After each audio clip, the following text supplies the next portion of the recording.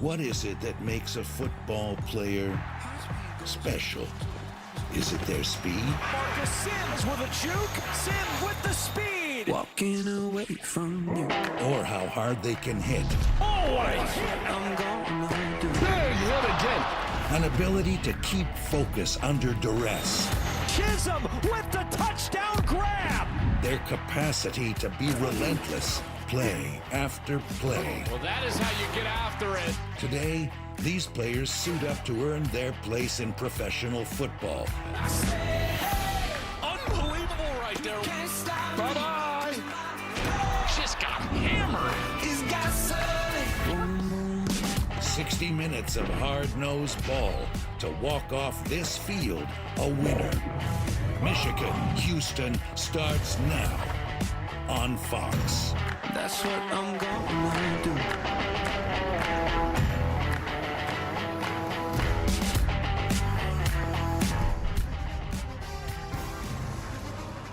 The penultimate week of the regular season, Danny Etling back for the Michigan Panthers as they get set for a conference championship game in a couple of weeks. They go on the road to take on the Houston Roughnecks and potential first-time starter Nolan Henderson. Some intrigue at the quarterback position as we welcome you to the UFL on Fox from Houston, Texas, and Rice Stadium this afternoon. So the Michigan Panthers, as mentioned, will be locked into the USFL Conference title game in a couple of weeks. They're going to play Birmingham in the regular season finale next week. Birmingham fresh off its first loss in 15 games. Meanwhile, San Antonio, which upset Birmingham yesterday, they will take on St. Louis in the XFL Conference Championship game. Adam Amin, Joel Klatt, Jake Butt with you this afternoon. JK, give me a sense of what you're feeling today as we have 2 weeks left of the regular season. Yeah, let's go above and beyond. Brought to you by Jersey Mike's, and we start with the starting quarterback for Michigan, Danny Etling. Now, this is his first start since week 6. He missed the last 2 with a non-throwing hand injury, that left hand. He is back and under center for Michigan here today. 4-game win streak. This game is about defense and run game for Michigan. Etling has got to avoid those turnovers, which Michigan by far has done a better job than anybody this season in the UFL. On the opposite side, it's Nolan Henderson making his first start since college. Last week was really his first meaningful action of the season. He had played 2 games in late mop-up time, but he came in and did a really nice job. Houston scored the most points they had all season long, 28 in a loss against Birmingham. We'll see if they can carry some of that momentum here today at home against Michigan. They're averaging just 15 a game. That's why that 28 was such a big number for Houston last week. They'll get set to go against Michigan. Just 2 games left in the regular season. We've got Michigan and Houston coming up next. Just moments away from a very hot and humid Houston, Texas. 92 degrees. The heat index is up around 110 at Rice Stadium, where a glistening Jake Butt stands by with Danny Etling. Danny, first off, man, good to have you back healthy here on the sidelines. How healthy are you? Are you 100%? And what are your expectations for yourself and the offense as you take the field today? Yeah, I'm healthy as long as my doctor's not looking at this right now, because got my clearance appointment in 2 weeks. So we're excited for this. We're excited to go out there and try and get some things rolling again, especially with the offense here, taking 2 weeks off. So you guys have already secured your spot in the playoff. 2 more weeks to go as you kind of get dialed in. What are the key areas for your team as you guys get ready for that deep playoff run? Yeah, I think we just got to go out there and execute today. You know, we're playing a really good defense. They're really sound. You know, they've had a lot of good games under their belt. Their win-loss might not show up, but, you know, this is a really good challenge for us to have to go out there and execute because, you know, they play very sound, they run around, and they make good plays.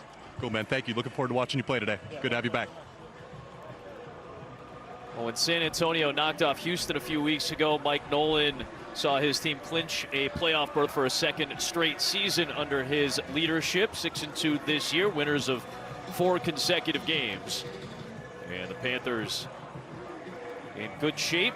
His old buddy from the New Orleans Saints staff. These 2 guys shared time together under Sean Payton as members of the coaching staff of the Saints. C.J. Johnson, former Tulane head coach, and now in his second year as the head man for Houston.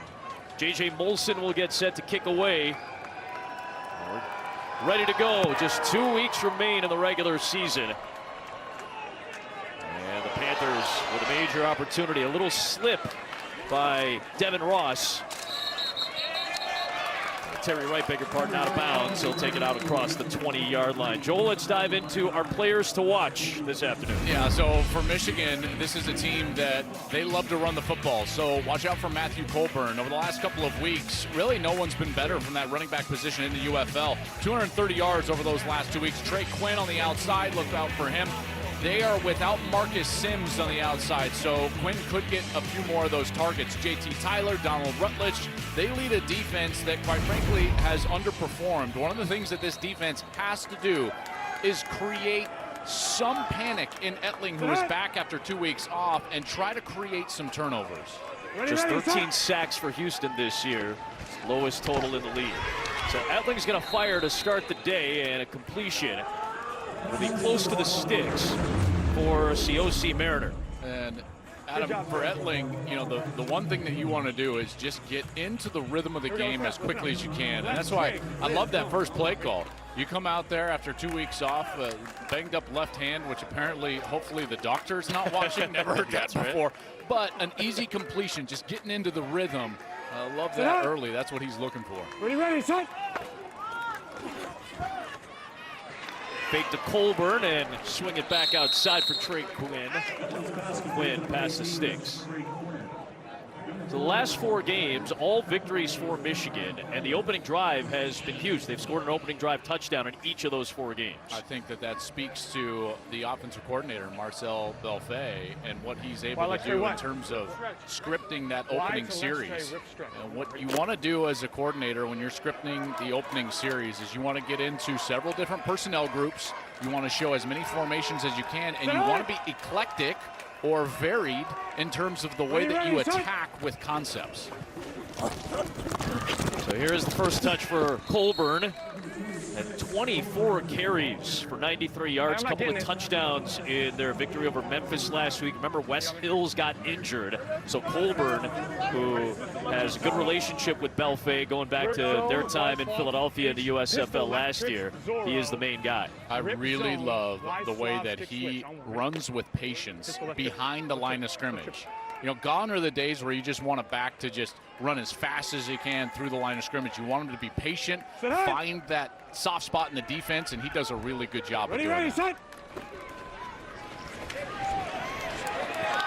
A little spin from Colburn to try to stay alive. A good penetration by JT Tyler. You talked about him, Joel. That is a really important linebacker for Houston. There's no doubt, and this defense has to take advantage of these opportunities when they get a chance to get off the field on a 3rd and long. Rip, chop post. Rex Trey, rip, chop post. What is it? Trey, rip, chop post. Rex Trey. Rex Trey, rip, chop post. Go. On one, ready? You can see Danny Ettling a little frustrated trying to get the play call. Seemingly some problems with the communication in the headset. Ready, son. Just got the play up on 3rd down and 8. A little slip by Ettling and a delivery deep downfield, nearly picked off by Markel Roby. Ettling was thrown off the entire time. Couldn't get the play. Called a different concept than what his coach actually called in his headset. He's trying to get this seam down the field, but he slips and just throws it right at the single safety who had rotated right there. And that's an easy ball for Markel Roby. In fact, probably should have picked that off at him. You know, and that's why he puts his hands on his head, because you're not going to get an easier ball than that. It was telegraphed by the quarterback, Danny Ettling, and Roby really needs to bring that one in. So Brock Miller will punt it away.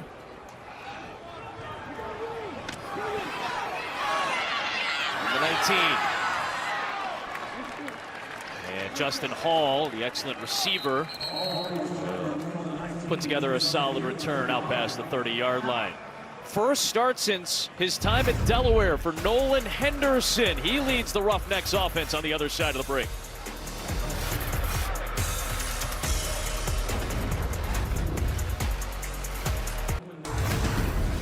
Welcome to the UFL, presented by the U.S. Army.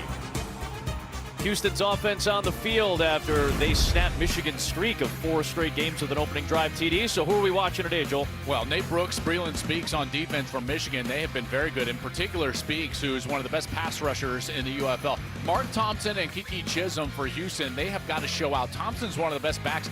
He was an Offensive Player of the Year in the USFL. If they get the ball to him early and often, that's going to create rhythm for that offense. And then Kiki Chisholm, watch out for him. He's been hot of late. Last week, 7 catches for 81 yards. You see that 6'4" frame for Chisholm. So a handoff to start the day. And a solid gain of about 4. 11. First down. There is Nolan Henderson, who played his college ball at the University of Delaware, finished up a couple of years ago, and finished second to Matt Nagy in all-time passing touchdowns with 56 for the Blue Hens. Well, this is an opportunity, and Nolan Henderson in a game in which Houston is looking towards the future and what their roster is going to look like in the years to come. This is an opportunity to secure a spot. Got some mop-up duty last week. I thought he played pretty well, and we'll see what he does here with the start. Off the fake, and pressure coming from who else but Breland Speaks, one of the top pass rushers in all the UFL, tied at the top in tackles for loss. Nobody has had more pressures than Speaks this year. You know, at first I thought that was maybe even an incompletion here, right? Like, I think this has got to be incomplete, and I think that's what they're ruling, because that ball is coming loose as that hand is going forward. He never regains control. So forward, now the ball comes out. That should be incomplete, and that's exactly what they're going to rule here. So it'll be 2nd and 10, but Speaks to your point, Adam, I don't think there's been a better pass rusher in the UFL this year. He has great instincts. Evidence that last play. You see, he didn't just run in there out of control, but he had some pace, and he comes in into the backfield, and he forces Nolan Henderson into an awkward position. Now 3rd down and 5. Henderson maybe got hit as he threw that ball, and it's incomplete. You see Henderson on the deck. Off rhythm, off target. Good coverage on the outside from Adonis Alexander. It's 4th down. Yeah, and this is the pass rush. And when we look at this pass rush for Michigan, it always starts with Speaks. So he's the one that's first getting in there. But how about the middle of that defensive line, creating some pressure in the lap of Ettling? He cannot step up. And I thought Michigan was fortunate that they didn't get a PI. But after watching the replay there, Adonis Alexander wasn't even close, and it was just a bad underthrown ball that presented at least the illusion of some contact there.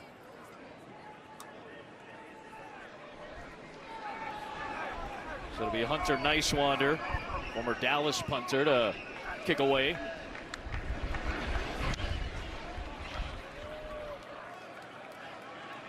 And a boomer of a punt, and Terry Wright's going to see this headed in the end zone. So Danny Ettling back at it. Rocky first series, but Michigan's defense gets the ball back for their offense. Today's game is sponsored by Progressive Insurance. Save when you bundle auto, home, or motorcycle insurance. And by Wendy's. Try Wendy's new $3 English muffin breakfast deal today. Terms apply. Both teams with a drive to start the day. Scoreless early first quarter, and you can join Underdog Fantasy to get in on the UFL action. Scan the QR code to learn more.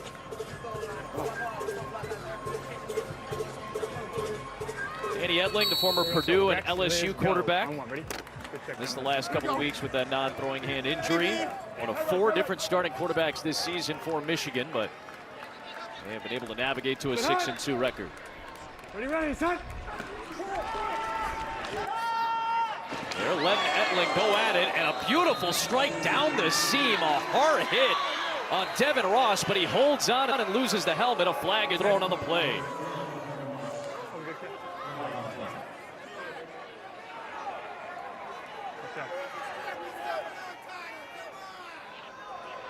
A 20-yard strike down the seam. Yeah, shoulder to shoulder here. No flag. No foul.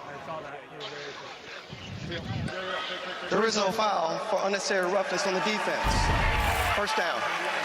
Well, those personal fouls immediately get reviewed, and so Dean was looking at this in the command center right away. That's a really good no call, or at least Dean lifting that flag as it was thrown. That shoulder to shoulder, defense does everything right. Jimmy Moreland right there comes in number 4 from Houston, leads with the shoulder, contact with the shoulder. I know it looked like it was a personal foul, but that's a great lift by Dean. Good fundamental stuff from Moreland, and a little improv from Danny Etling as he shovels it ahead for Colburn. And Glenn Logan is there along with a couple of friends to stop the play. Second down coming up. Jake, what do you got for us? Yeah, guys, I'm down here on the Houston Roughnecks sideline, and running back TJ Pledger, after that first play, he came limping off the field, went immediately to the tent, is still in the tent right now, and I'm being told he is doubtful to return. Of course, that matters because of the lack of depth at the running back position, but also the heat and the temperature down here on the field. And Jake, as you said that, they brought him out of the tent, put him on a cart, and took him back to the locker room. So something to pay attention to here for Houston. That's a tough spot to be in. Etling under some pressure and slung it out to Trey Quinn. Was able to hold on. It'll be third down here. Let's check out what Marcel Belfay wants to do here on a third down. Lex Trey, as in L. Lex Trey, Liz, chop, post. Lex Trey, Liz, chop, post.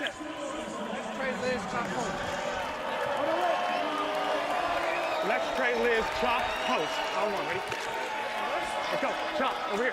10 seconds, 9 seconds, 9 seconds, run, run, run. Tonight! Ready, ready, set. A 5-for-6 start for Etling, and he connects again down the seam. A beautiful throw to COC Mariner, his second grab, and they convert on third down with 20 yards. This is great recognition right here, because what you're going to see is that this route's coming in from this side, and as that safety dips down and you get a single safety look, you've got to go to the single receiver side. He's got a post coming on that side, and COC Mariner does a nice job of throttling down in the zone, and it's a beautiful completion there from Etling. That's the best play of the day so far for Michigan's offense. You heard the chop on the left side and the post on the right side on that play call for Etling, and they were able to pick up the right spot. The 35, a little slant on the left side for Devin Gray, who had a big game last week. Second down coming up on a gain of 6. What is it, Devin? Give me Y Rex, give me Rex Trips, Liz Zone. Rex Trips, Liz Zone. Rex trips, Liz zone. On one, ready?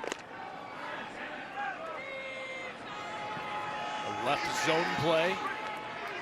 Trying to get Colburn here going this direction. Ready, ready, set. They got the numbers. They got the trips to the right. They'll hand it off at the field spread for Colburn, and a good run for a first down inside the 20.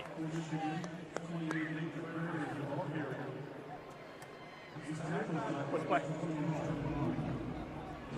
That headset's not working, so he's getting these plays from the receiver. Right trip, Zuff. Rip stretch, Z crunch. Pistol, right trip, Zuff. Rip stretch, Z crunch. Zuff. Rip stretch, Z crunch. On one, ready? I'm gonna hand it off with my right hand, okay? Here we go, here we go. McCreary's the back. So you're gonna get, I think you're gonna get a Z block down like this, and you're gonna get this over here. So here is McCreary, just his third carry of the season, and excellent penetration from Houston's front. Well, that Houston front, you know, they've got some guys up there that can do some damage. Now, they're without Toby Johnson, who was one of their best defensive linemen. They were hoping he could get back, but now he's on IR. But a really good job of getting off blocks into the backfield and stopping that run concept before it can even get started. Chris Odom with the penetration and the tackle, the USFL Defensive Player of the Year a couple of years ago. Get set. Set up. Ready, ready, set. Etling dancing, floating it, end zone, it is caught. Let's see what the ruling is. It's a touchdown for COC Mariner. Holding, offense, number 64. 10-yard penalty, second down. And negated. Wow. Result of the play was a touchdown. Thank you. We'll go on the snap. We'll go on the snap. I mean, Adam, this negates one of the great catches that we're going to see all year. Look at this. This Mariner is fighting in the back of the end zone, And does he get both feet down? I think he did. There was one. No, he wasn't going to. Okay, so if that goes to a replay, he wouldn't have gotten it anyways. And you know what? I feel better about it because if that would have been an actual touchdown, right foot clearly on the white paint right there, man, that would have been a tough holding call to swallow. Josh Dunlop, the left tackle with the penalty, negating the 22-yard strike. Instead, it's 2nd and 23. And underneath for Terry Wright. And he works his way back to the 21-yard line, so 3rd down coming up. Well, let's see what they go with there. I like that play call. 2nd down, get about half of it back, and now on 3rd down, you got to get yourself to about 4th and 3 or 2 to probably feel good about going for it. Rookie all hooked. Back Rex empty. Rookie all hooked. So even if these hooks are short of the line to gain, I think that this is a good play call. Everybody is running a hook right about 10, 12 yards. If you get the first, great. If not, it's 4th and 1. You can probably go for it. Get up. Ready, son. 5-man rush. Etling over the middle, and it's past the sticks, but incomplete. They have it. Cole Hicatini. And they have it, don't they? I mean, and Jake as a tight end, I know you hate this because you go to the tight end, he runs a good route, he's got man coverage, he gets the line to gain and just drops it. Good catch. It's a good read from Etling, the right call, and I think Hicatini thought to himself he might be able to get into the end zone because of the space he had created. Adam, didn't it look like he kind of took his eyes off of that right before he tried to turn? You almost saw the helmet move just a little bit as if he was trying to turn around and get going before he had possession of the ball. Jake Bates from 39 yards, and it's very rare to see that. That's the first time he has missed a field goal inside of 50 yards. One of the great legs in the country in football this year, and a rare miss from Bates. So a wacky, wild close to a scoreless drive for Michigan with 3 minutes left in the first. Well, when we're done here in Houston, it's one of NASCAR's crown jewel events as we honor our nation's heroes with the sound of some horsepower at the Coca-Cola 600 coming your way from Charlotte next on Fox and the Fox Sports app. So the first 2 drives belong to Nolan Henderson. Reed Sinnott, who has thrown for over 1,000 yards, 5 touchdowns, 3 picks. He is into the game for his first series. Gun double right, 12 weeks lock. Wild high pitches on 1, ready? Hey, good box, good box, good box, good box. Here we go, ready, 10's the mic, 10's the mic. He's telling that to the running back because there's 2 safeties, so he wants to hand it off here. And he's right, look at that, there's nobody in the middle. So indeed, it'll be a handoff for Mark Thompson, and a loose ball, it's scooped up by Michigan. Kenny Willekes comes out with it, and the Panthers with a key takeaway. Fumble recovered by the defense. First down, Michigan. Willekes comes out limping, but he came out with the football.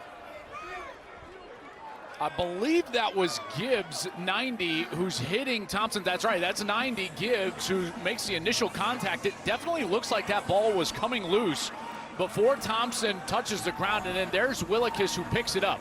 Gibbs with the contact, boy, that's awfully close to knee being down where he actually lost control of that. And you can see Willekes, he did come up limping because right at the end got that ankle kind of rolled up on as he was going to the turf. I've loved Kenny Willekes ever since he was at Michigan State. Great energy, he plays with a high motor, and right there after Gibbs makes the play, there's Willekes, gets up off the turf and is able to scoop and tries to get the ball closer to the end zone. And they set up in excellent position at the 16 of Houston. A keep by Etling. He stumbles ahead and slides down inside the 10-yard line. This is basically like Hicatini didn't drop the ball. Right? Yeah. We did all of that. Just it's like we had a missed field goal and now a fumble, and it's like Hicatini actually caught it. Right wing Huff, Liz zone stick switch. Pistol right wing Huff. Pistol right wing Huff, Liz zone stick switch. On 1, ready? Trade wing. I believe he's got a zone play that he can run it if the box is right, and if he doesn't like it and wants to run the passing concept, then it's just a little bit of an out route. So against the loaded box, Etling rolling out, looking, throwing, and it is picked off, or is it out of bounds? Touch the ball out of bounds. I've got an interception. Blue It ball looks going like this an way. interception, and it is. Ruling on the field is interception by the defense. So Markel Roby, who missed an easy pick on the opening drive, is able to come up with a difficult play off the deflection, tiptoeing in the end zone, and back-to-back giveaways. It looks like he stayed in, and Houston takes over.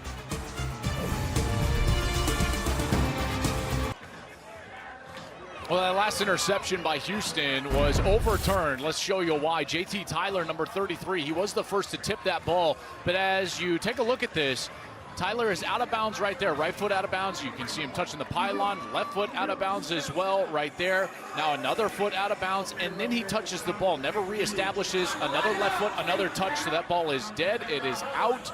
And so it never actually gets to Markel Roby. And that's an incompletion, brings up third down for Michigan from about the 8-yard line. Yeah, Roby was in bounds, but because Tyler was out and never reestablished, it basically blows that play dead as an incompletion. So another opportunity for Michigan. They avoid the giveaway, and it's third down and 2. Say hi. Ready, son.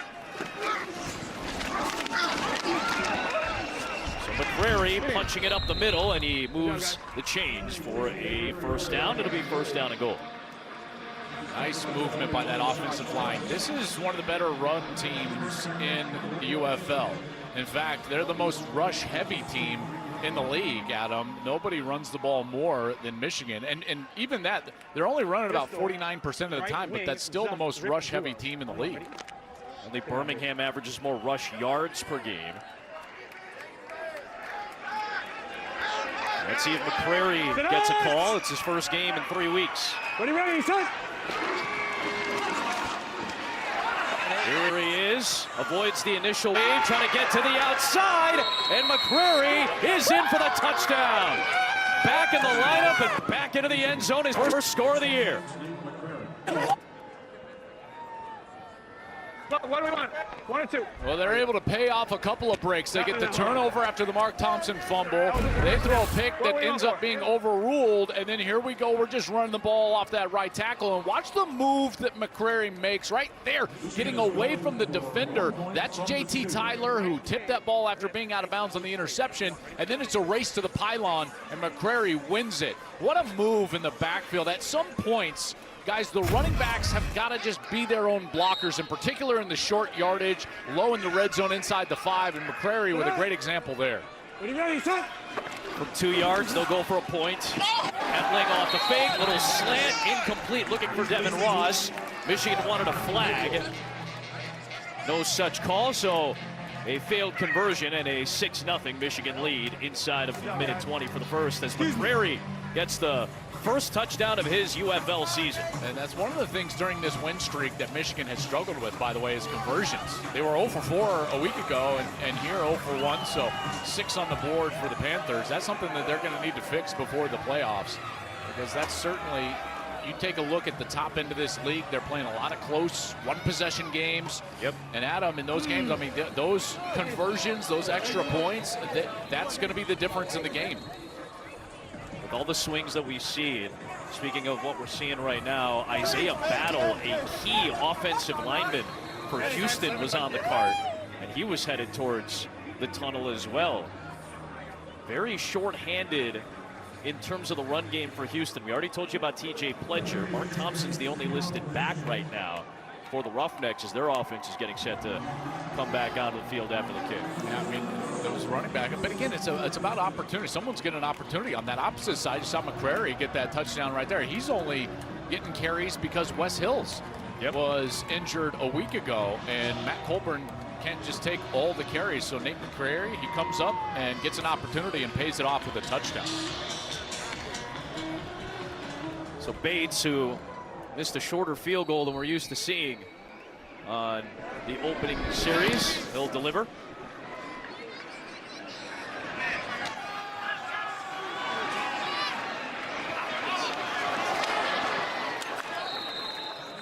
The return, and out across the 30 to the 34. Let's check in with Jake Butt. Hey guys, down here with McCrary, and hey, that's your first touchdown of the season, man. How's it feel? I saw you showing a love to all your O-linemen and tight ends. Oh yeah, I mean, first of all, I glory and honor to my Lord and Savior Jesus Christ, but no, it was my first one. Pretty hype about it. Obviously, I had to show my O-line love. Without them, wouldn't have been possible. The game plan was to run.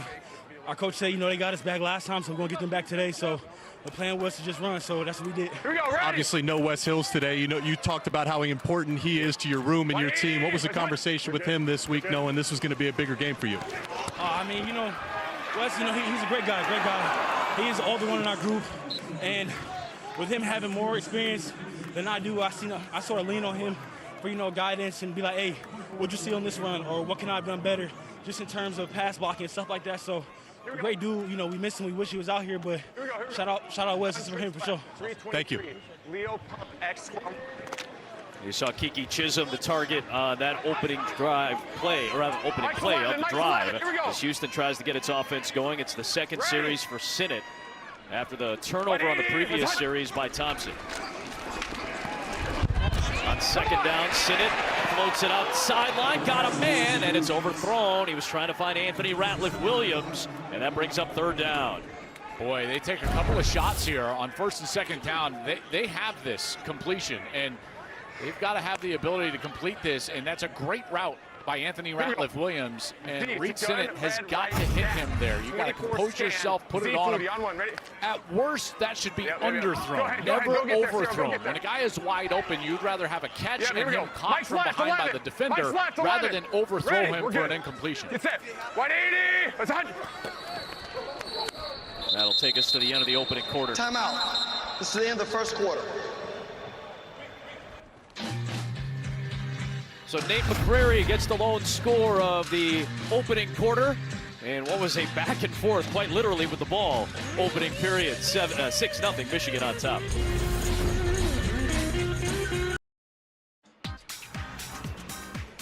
Well, the hottest new club in the UFL club playoffs. You know it's big when The Rock is the bouncer for this one. But we already got the 4-team set. Birmingham, San Antonio, Michigan, and St. Louis. You see the folks that are outside the club waiting. I'm wondering which of those outfits Joel Klatt is going to be wearing for the playoff broadcast. But we've got Brahmas Battlehawks in the XFL, and these Panthers will take on Birmingham, which just suffered its first loss in about a calendar year yesterday to San Antonio in a thriller of a game. We're looking forward to these two conference title games. One, I'm surprised that The Rock would allow Denham in the club. So that's surprising. That was my biggest shock. So we'll have to talk with our graphics department and talk about dress codes in club playoffs. I want to know if it's the multicolored shirt that Joel will rock coming up in a couple of weeks. So Javen White nearly jumping into the neutral zone, and the flag was thrown. We'll check that marker. We're 11. Offside. Defense, number 11, in the neutral zone to snap. 5-yard penalty, third down. So we'll repeat the third down play, as White indeed was in the neutral zone. So this week the league unveiled the UFL Championship Trophy. The inaugural UFL Championship game is just a couple of weeks away. Sunday, June the 16th, from what should be a great atmosphere in St. Louis, 5 p.m. Eastern, right here on Fox. Here we go, ready. 180. Let's hunt. 3rd and 5, Sinnott underneath. It's a first down. Good job by Ratliff-Williams holding on for a chain-moving catch. Jake Butt is with us. Jake, give me a sense of this running game, though, because we're seeing Mark Thompson. You already told us that TJ Pledger had to go back to the locker room. We saw Isaiah Battle, their tackle, go back. So what are you feeling down there right now? Step up, step up. Yeah, so Mark Thompson is the only healthy, true running back available right now. So I talked to head coach Curtis Johnson. He said the tight ends are going to be their backup running back. So number 80, Bowman, and 42, Sig Jr. In an emergency situation, they might be those running backs. And it's important to remember Thompson was injured earlier in the season, so he's just now getting back healthy and the only guy remaining here. Yeah, Jake, to your point, he had that knee injury, and guys, he was on a pitch count early, so the most carries he's had, I believe, is 13, which was a couple of weeks ago in a game. Illegal block in the back. Offense, number 80. 10-yard penalty, first down. In the box? So now a team that, you know, when we talk with CJ, Coach Johnson, he always talks about establishing the run game, trying to get the run game going. But now with only one back who's been on a pitch count the majority of the season, you wonder how much they will actually lean in to the run game. This might become a bit more of a Reed Sinnott, Nolan Henderson, quarterback short passing game style of attack, in particular here in the middle of the game. And I wonder if we do see Henderson again, will we see some of the RPO that we saw a week ago when they put up some decent numbers against that Birmingham defense. First and 20, Sinnott underneath. And fighting for some additional yardage is Justin Hall, their leading receiver. 40 catches this year. He's top 4 in the league. You know, if you're just going to get a bunch of zone defense like this out of the secondary, then these types of play calls are where you need to sit. Look at it. You're just going to get a little bit of a hookup right there. That's almost like a high-low concept, a corner over the top, and then you can hook up underneath. And Justin Hall understands the defense that he's looking at, and he recognizes it, hooks up, gives his numbers to the quarterback. Those are easy completions that they've got to sit in right now. Ready. 180. What's that? Fake the slant and a catch is made. Good spin move to get out of the pack by Hall. He fights for the first down. It's a good read by Sinnott. He's reading the linebacker. This is an RPO, and as the linebacker is going to crash into the line of scrimmage, he's just going to replace the linebacker. So there's the linebacker coming in right there, and now you're going to get the slant behind him. Linebacker is down. You go over the top of him. Good hands right there by Justin Hall. That was a fastball that he was able to take right off the top of his helmet, and then he breaks the tackle and gets the line to gain. So after being backed up behind the chains, here they are with a first down. Get set there. Get set. 180. What's on? Emptying it out, Sinnott. Has to roll out with some pressure coming, and he's just going to get rid of the football. And understandably so, as Rondell Carter, a good pass rusher, was chasing.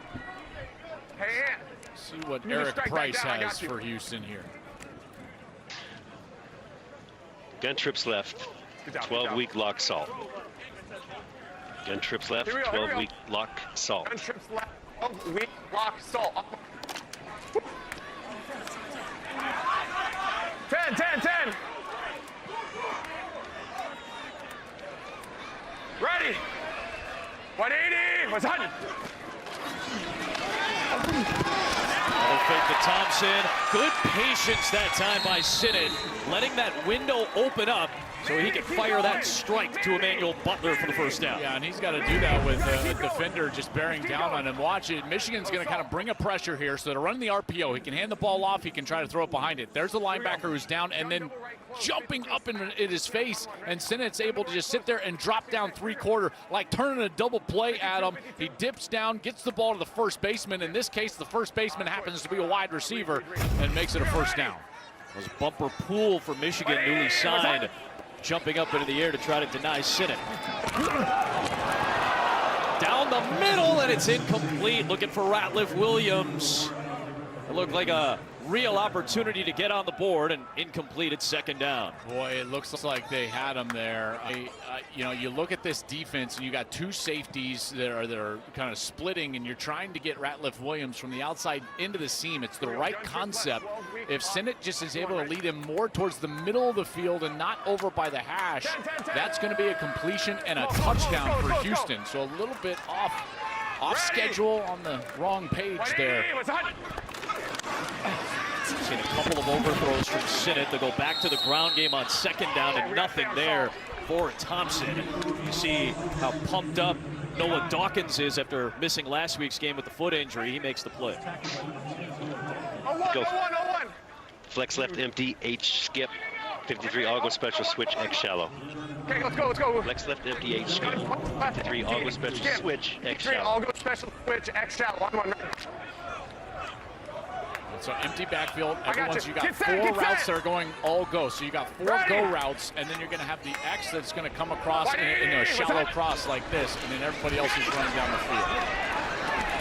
There's that shallow cross. It was Chisholm. Everybody else downfield. Sinnott looking for some help, and he's able to find it. It'll be short of the sticks, but Chisholm, who had that crossing route, helping out his QB coming back to the ball to set up 4th and short. Well, and that brings up a decision here at 4th and 3. Field goal. Oh, man, I would have expected him to go for this. He thinks it's a long 2, closer to 3. I thought that completion maybe got him to a point where they would go for this, in particular with the success that they had on that series, Adam, with the RPO. And they decide to go ahead and put J.J. Molson on the field. Molson, one of 3 kickers, including Jake Bates, to hit a 60-yarder this year. They were underneath it. I could have thrown you into the next window, and I just... Kicking team, 5-yard penalty, 4th down. Move it back to his jersey number. It'll be a 39-yarder for the former UCLA Bruin. I really thought that they should have gone for that. I'm with you on that, Joel, especially the RPO game. We kind of talked about it, especially with the lack of running backs and how thin their backfield is suddenly and how good the RPO game was for both Sinnott and Henderson a week ago in that game against Birmingham. So from 39, Molson splits, and Houston's on the board. Going on you with the pick and roll. Younger Flame here. So Houston slashes the Michigan lead in half. Space City, the site in Houston. Make this here with all the ice on it. Back in Houston, almost midway through the second quarter, a 6-3 Michigan lead, and a game break for you as well. The other game in action, DC and Memphis. Kiki QT with a 6-yard rushing touchdown. QT, the former Texan and Colt wide receiver, played at Texas Tech. And the defenders with a 14-0 lead. Jordan Ta'amu's got a touchdown pass, and now QT runs one home for the 14-0 advantage.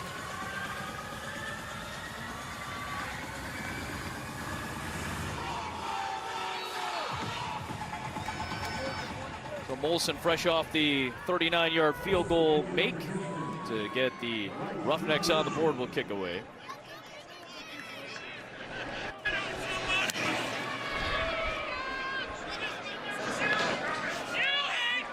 A tough catch made by Terry Wright. He brings it out from inside his own 10. And he'll get stopped just past the 30-yard line.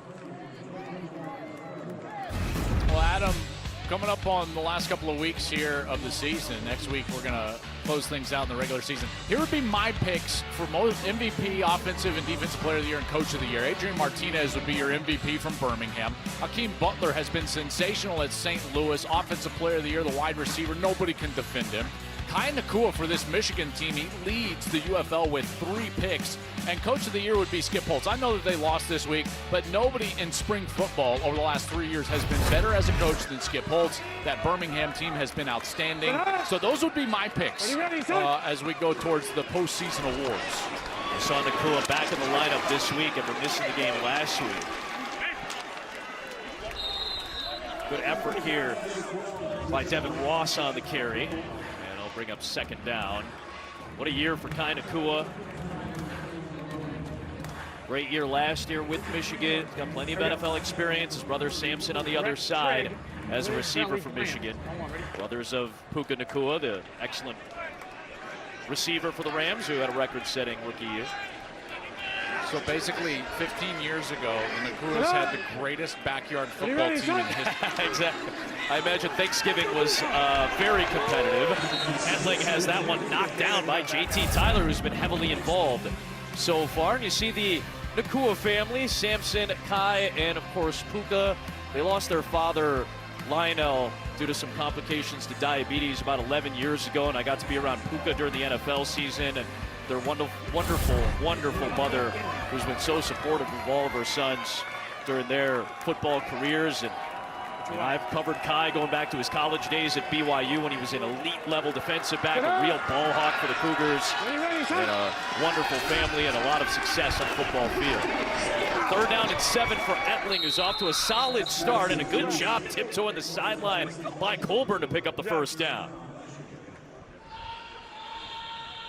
Colburn catches it really well in the backfield. And I tell you, as quarterback, I think that's the best thing a running back can do, is catch the ball. Because you assume they can run the ball well. Now, that might be an overblown assumption, guys, but you just assume that, right? They're going to be able to run the football. They're a running back. Get set. When they give you the ability to catch it out of the backfield, that's when their value is exponential for your offense. We have 2 in motion. I call timeout, right? Thank you. False start. Offense, number 79. 5-yard penalty, first down.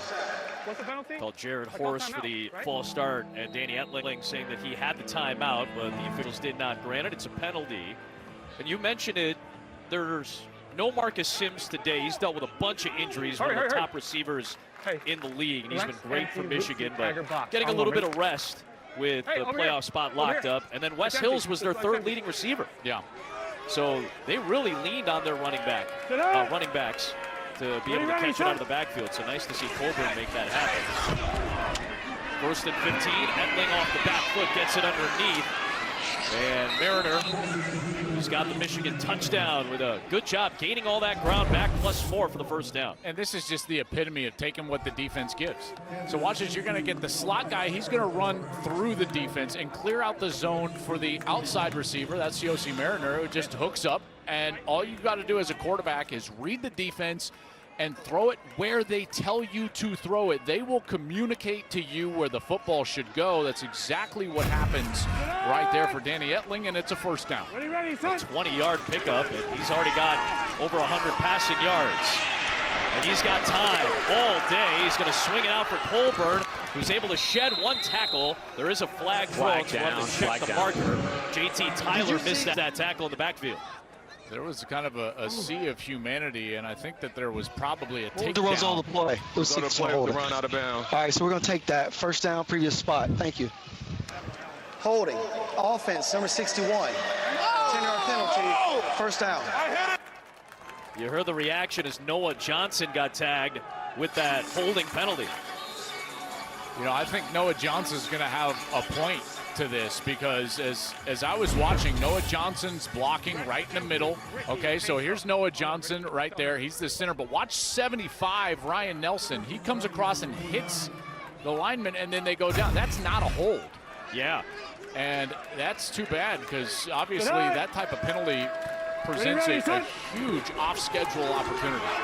1st and 20 now.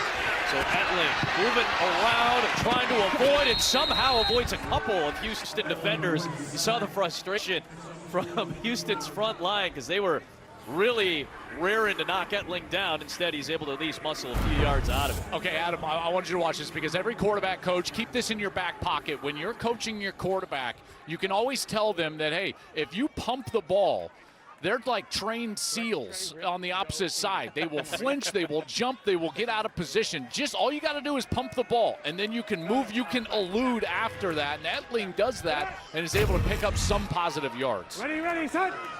Jeffrey Johnson slapping the deck after missing out on getting Etling down. But Etling throws the interception.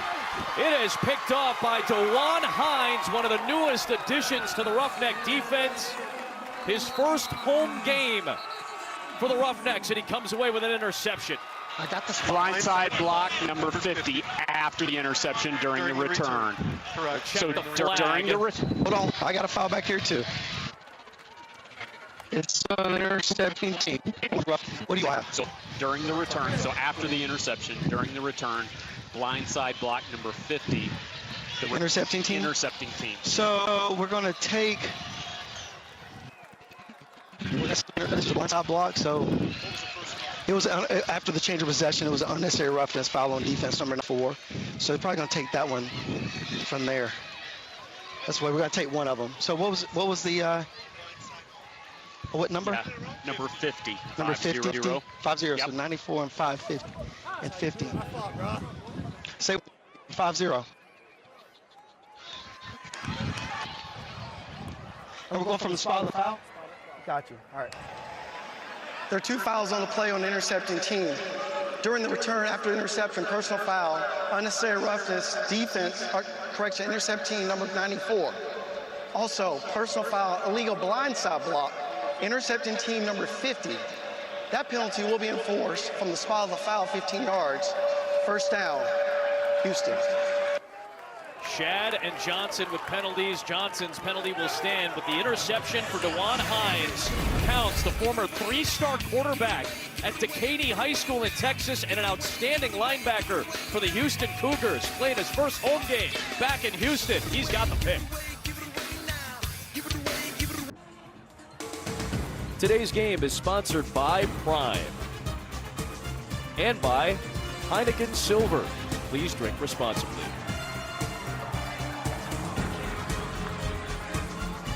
Houston has the ball after a takeaway. We remind you that May is Brain Tumor Awareness Month. To support this important cause and show love for our extended UFL family, the league has launched a limited edition t-shirt with its official off-field apparel partner, MSX, by our buddy Michael Strahan.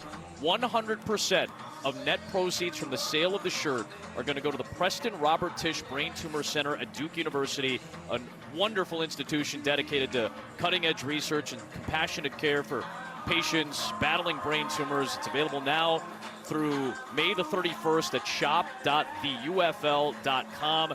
Gray in May, the hashtag is Gray May. Jake's got the t-shirt there. You saw Michael and his beautiful daughter Isabella, who has been battling cancer over the course of quite some time now. And obviously the city of Houston, so important to the Strahan family. Michael is from Houston, went to high school there, played at Texas Southern. It's a very important cause, and Isabella has been sharing her journey online with a lot of people who have a lot of concern for her. And all we can do is wish Isabella and the Strahan family the best and let them know that we're thinking of them and we love you guys. There's no doubt about it. Very well put, Adam. Continue to pray for Isabella and Michael and the Strahan family. And obviously there are always things, and we can lose sight of this at times when we're covering, whatever sport it is that we cover. We can lose sight of the bigger perspective, but that certainly brings it home.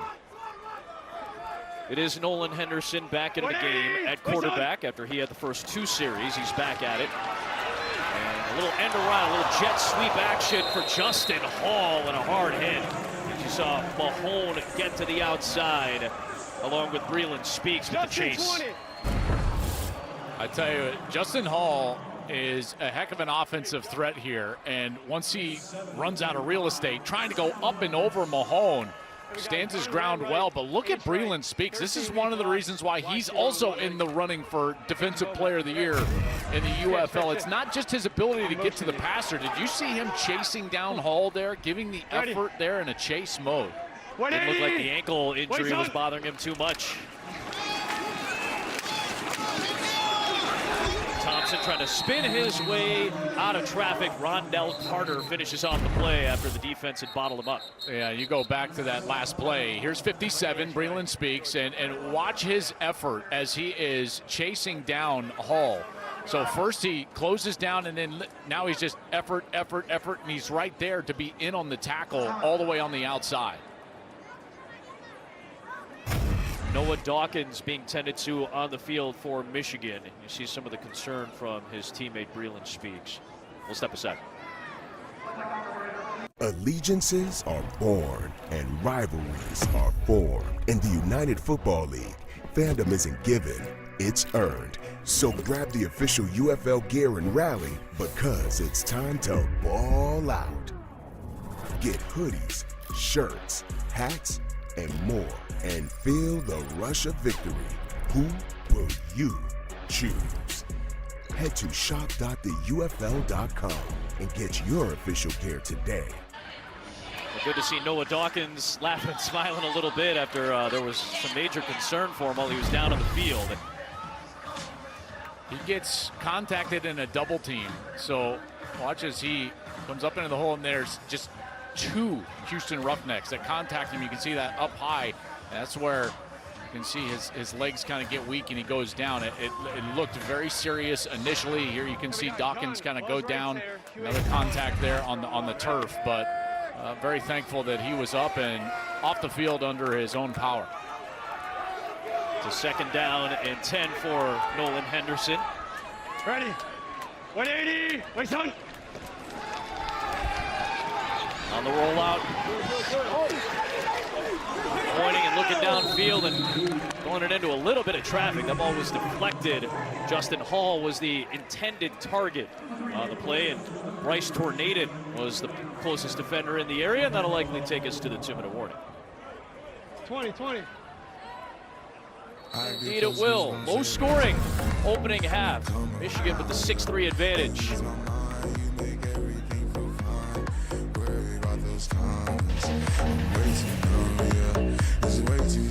Coming to the UFL championship game in St. Louis, Missouri has many great places to visit along the way.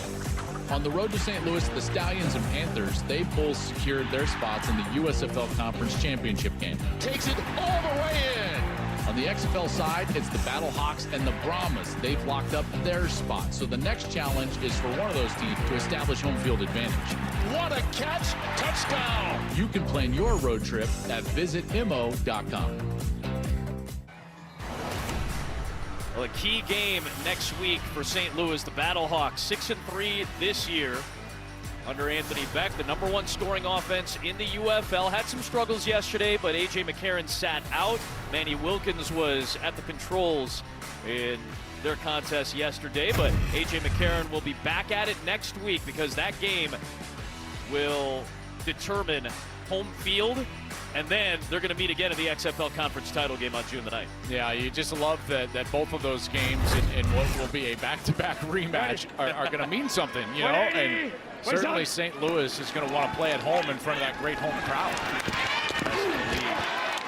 Henderson trying to avoid the pressure. Eventually, time runs out, and Breland Speaks finishes off the 3rd down play. That brings up 4th down. You cannot hold on to the football against Michigan, and specifically because of number 57. Breland Speaks is the premier pass rusher in the UFL, and if you pump the ball at all, he will get there because of his motor. Look at him turn that power into a little bit of a move where he cuts across. And what I love about Breland Speaks is that he does everything technically correct. Adam, as a pass rusher, you're taught never run past the quarterback because that produces lanes where they can scoot up into. So as soon as he gets on the same level of the quarterback, he immediately hits the brakes and works parallel to the quarterback. That's why he gets so many pressures. Leader in TFLs and pressures this year. Returned by Terry Wright. And Rashad Torrance on the special teams tackle as Danny Etling is back out onto the field with 69 seconds to go here in this first half. Well, it hasn't been the cleanest first half, but Michigan was able to go down and get a score. They failed on their conversion, but Etling during the course of the day, what he needs to continue to do is just take what the defense gives him. You know, when he sees that he's got an open receiver, he needs to hit it. And that was a beautiful completion right there, right down the seam. And here's Trey Quinn on the outside. A quick throw. Where is it? Proper leverage away from the defense. It's all there for Etling. He's just got to make sure he's making those throws.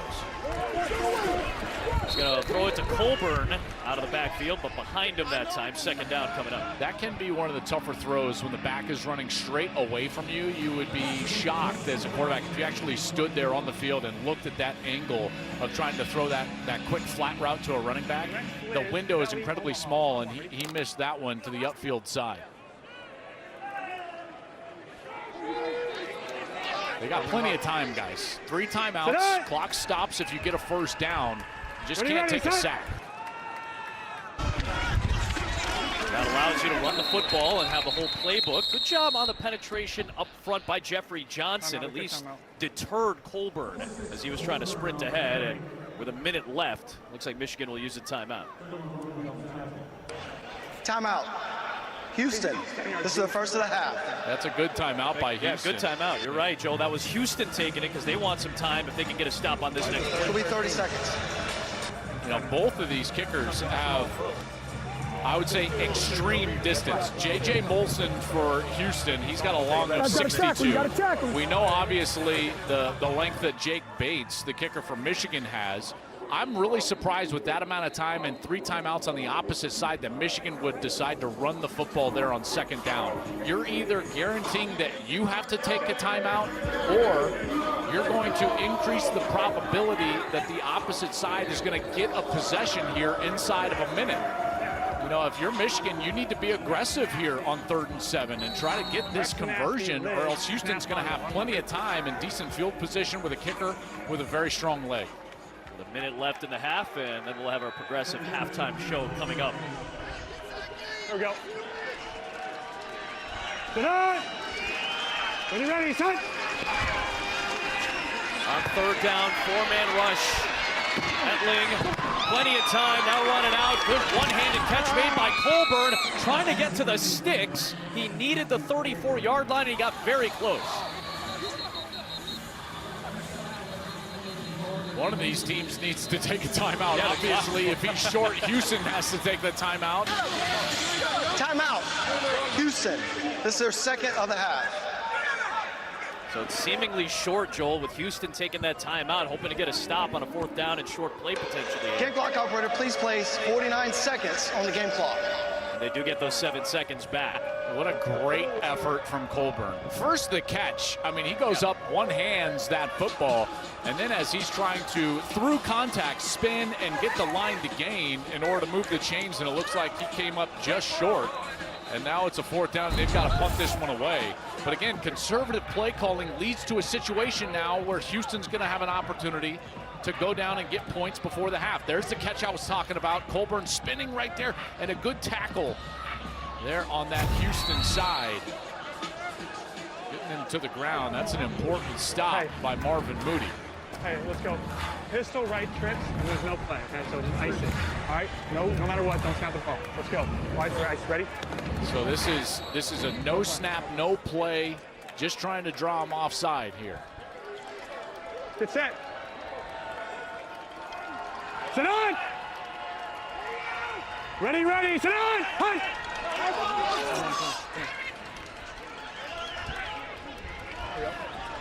Turbo. Sit on. Hunt.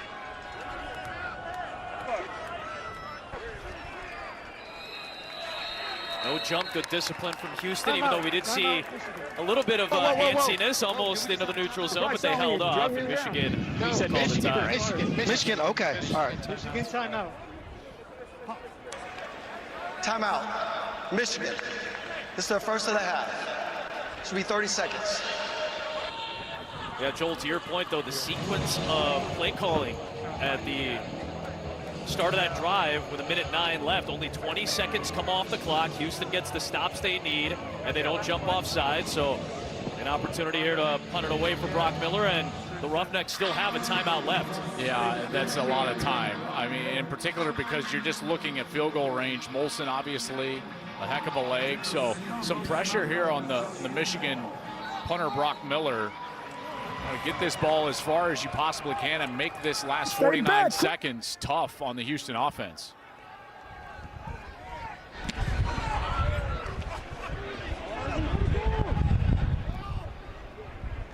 The flag is thrown as someone heads into the end zone. Result of the play is a touchback. The touchback is the result for the moment. We'll see what the marker is. Early before the kick, IDK. Yeah, so we're going ineligible player downfield on the kicking team number 24. Number 24. I got you. All right. So we're going to tack that on. All right. Ineligible player downfield, kicking team number 24. 5-yard penalty from the previous spot. Re-kick. Well, it's been a low-scoring first half, Joel, so that means the defenses have had to do something right. Breland Speaks has done a lot of stuff right. Yeah, and in this situation, he's going to be called on to present some pressure on the Houston offense as they're trying to get into field goal range. This was the opening series of the game. Does a great job being patient, getting in the backfield, forcing Nolan Henderson right there into a little incompletion. Here's the hustle on that Justin Hall jet sweep, and then just the sheer power. And watch, as I said, he stops at the level of the quarterback. He doesn't run past the quarterback so that he can work back on that level and get the pressure and ultimately the sack. It's what makes him the premier pass rusher in the league. 6.5 sacks so far this year, 9 tackles for loss. He's been excellent. So they'll re-kick it, and Bates, or Miller, beg your pardon, had that one kind of go shorter than he wanted it to. A lot of pressure from Houston coming through, and it'll be, for this situation, decent field position coming up. Jamari Brown doing a good job for Houston there. It feels like, Joel, if they get across midfield, then you're really giving J.J. Molson an opportunity here. Yeah, but I mean, this game within a game here, Houston decides to make them re-punt on that penalty. I believe they had the choice, if I'm not mistaken. They lost all of that time. The time is the most important part of this equation inside of a minute, and they didn't gain any yards. In fact, if they would have just tacked that on, which I believe was a possibility for C.J. Johnson, they would have got the ball at the 25 and then plus probably the 30-yard line, and now they're sitting at the 24. So all of this worked against Houston. Worse field position and a work clock position. Probably lost about 15 seconds of clock time. Yeah, all they kind of have to do here is get it past midfield to give their kicker a chance. And a lot of time coming off there for Thompson. Houston still has one timeout left, but this clock is all the way down to 13 seconds now at this point. Yeah, and again, the biggest point was the possession. You needed possession with as much time as possible. The yardage that you were going to gain by a re-kick was going to be inconsequential. This is their final timeout of the half. Game clock operator, please place 16 seconds on the game clock. So now it's going to become that much more of a difficult spot for CJ. Get down there. Look, Jay Hall, they go double high again. Let him go around and bend it inside. It's going to be, it might be a touchdown. Yeah, let's go trips. We're going to go trips left. Look, you got 16 seconds left. So you if you go down, I don't have a timeout. You got to clock it. Let's go. Let's go. A lot of moving parts now. Yeah, I got the same idea. Michigan can really sit back defensively now. You heard them talking about quarters coverage. They can move it further back. Again, there's Molson. You get to about the 44 or so, you're looking at his range. And here's the deal, when you have soft coverage and you know where to go with the football, that's when a pass rush shows up. Watch out for 57 here, Breland speaks. Top of that defensive line. Just a three-man rush. They ran a twist, and it's deflected. Breland speaks, even while he's getting double-teamed, is able to make a play on the ball. The clock stops with 11 seconds. Yeah, and just nowhere to go with the ball down the field because of the coverage that you were talking about, Adam. You know, soft coverage. Speaks is now going to come off the field here on third down. And you just can't get a seam. You're looking for a seam throw, but you need a traditional coverage, whether that's quarters or cover two. This is more of a prevent coverage where you've got more guys dropping back into those areas. Very difficult to get those throws down the middle of the field in this situation. Here we go, ready. 180, what's happening? It's kind of screen draw territory, and sure enough, they go with the draw play for Thompson, who's surveying. Get the first down. The clock will stop with 6 seconds to reset. Now, and clock picks up after the reset of the ball, and that'll just take us to halftime. So kind of a herky-jerky finish offensively and defensively, for that matter, for Houston at the end of this first half. Yeah, it really was. And Michigan a bit fortunate there after some conservative play calling, left time on the clock that Houston mismanaged that last section. Jake Budd is with Nolan Henderson, the quarterback for Houston. Hey, Coach, I know we got to see a full first half here of Danny Etling healthy. What did you see from him out there? Well, we had some good downs, obviously, but then we couldn't complete a pass for a little while. So we just have to, I'm not sure what we'll do the second half as far as quarterback position goes. But, like I said, for right now, we just have to, play a cleaner half than that. Do you expect Etling to come out as a starter here in the third quarter? I'm not sure. We'll decide that at halftime. Okay. Aside from that, Coach, what areas does your team need to? Because it was 6-3. You got not a perfect game. What areas are you looking for your team to improve upon? Look, I think both teams are just kind of going, but it's just like you said, 6-3. Not a lot of scoring going on. I think everybody's just kind of feeling each other out. We need to all, hopefully we get on board here real quick and get something going. All right. Thanks, Coach. Appreciate Mike Nolan with Jake Budd. It's time for today's Big Move, brought to you by Pods. Well, this was the series that put Michigan in a position to ultimately get into the end zone, and there was Nate McCrary, his first touchdown of the game, and that was the big move. Beautiful move in the backfield, stepping away from JT Tyler, the linebacker, and then he's able to outrace the Roughnecks to the pylon, to the corner of the end zone, and that's the lone touchdown of the game so far. Progressive Halftime Show is coming your way next. A 6-3 Panthers lead.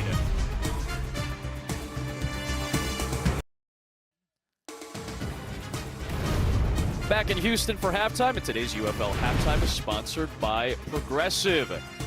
Coming down to the wire of the regular season of the UFL, a couple of games to look at from yesterday. Bob Stoops and the Renegades looking for just their second win of the year, and they're looking to stun St. Louis. Inside of 2 minutes left in the fourth quarter, Battlehawks are down by 9. A.J. McCarron was inactive yesterday. Manny Wilkins took over, picked off by Joel Powell, took it all the way for the touchdown. 3 interceptions thrown by Wilkins, and the Renegades win 36-22 in a big-time upset. Meanwhile, Stallions and Brahmas, this was a great game down to the wire. Fourth quarter, Brahmas leading by 3. Morgan Ellison bouncing to the outside for the 9-yard touchdown. Brahmas do not convert on the one-pointer. They lead 18-9. Still a chance for Birmingham here with less than a minute to go. Adrian Martinez somehow getting out of trouble, looking to play hero, but Tease Tabor steps up with the leaping pick, and Wade Phillips loves it after his team gets the win. An 18-9 victory, and here's what the playoff picture looks like. Birmingham and Michigan will play in the final week of the regular season. Then they will meet again in the USFL Conference title game on June the 8th. San Antonio and St. Louis will meet on Fox June the 9th in the XFL Conference title game. 1 week left in the regular season. We had plenty of great highlights to look back on. Here's the best of the UFL in 2024. Spring football is back in the UFL. Let's ball out, baby! Y'all ready? Oh, snap! Ball is out! Game-changing hit. Oh, he's got a man downfield. Touchdown! All about the offense now. Lofts it downfield, and it's caught! It's mayhem! Woo! Did we get the tippy toe? Yes! Into the end zone. 64-yard try. Goal! A star is born in the UFL. Floats one to the end zone. Touchdown!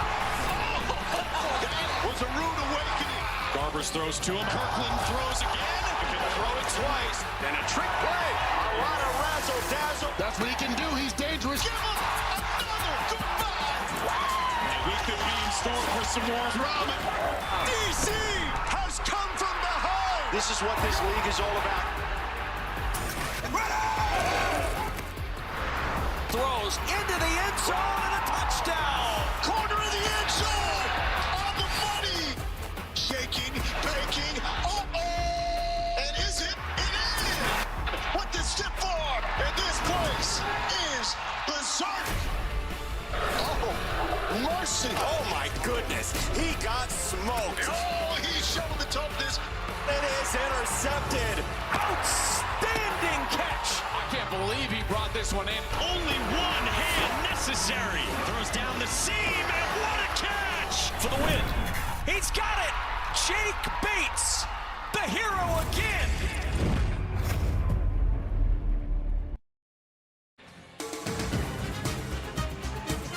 Welcome back to UFL action on Fox. This is the Progressive halftime show. Michigan up over Houston 6-3 here at half. Low-scoring affair. Defenses have been very good in this one so far. Let's take a look at the first half highlights. First, it was Gibbs with the forced fumble. That's Kenny Willikis who picked it up, and Michigan set up their offense with a short field. Beautiful job by the defensive line. That fumble was Mark Thompson. Put the ball on the turf, and Michigan would pay it off. Got to capitalize on mistakes from the other side. There's Nate McCrary. 3-yard touchdown run. It's his first touchdown run of the season, and Danny Etling, who got the start for the first time in 3 weeks after coming back from that left hand injury, was awfully happy. J.J. Molson from Houston, he got put in position by his offense for a 39-yard field goal. He had missed a field goal earlier in the game. Houston's defense, though, they came up big late there in the second quarter. DeJuan Hines with an interception. Both defenses have been very good. Breland Speaks, a sack and some pressures on the Michigan side. You saw right there, Hines, he got the turnover, so both defenses forcing a turnover. Not a lot going on the ground for either team. That's where Michigan wants to make most of their hay. And you see they've been able to throw the football fairly successfully, 110 yards through the air for Danny Etling. Well, here are the odds for the UFL Championship here in 2024. Birmingham, top of the table. They have been the best team so far in the league. Now, they lost this week, but to to be fair to them, not playing for much. They know where they're playing in the first week of the playoffs, and they're going for 3 straight championships here in the spring, and there's Michigan. They're at number 3 in the odds. Michigan is up by 3, 6-3 over Houston. More action we come back.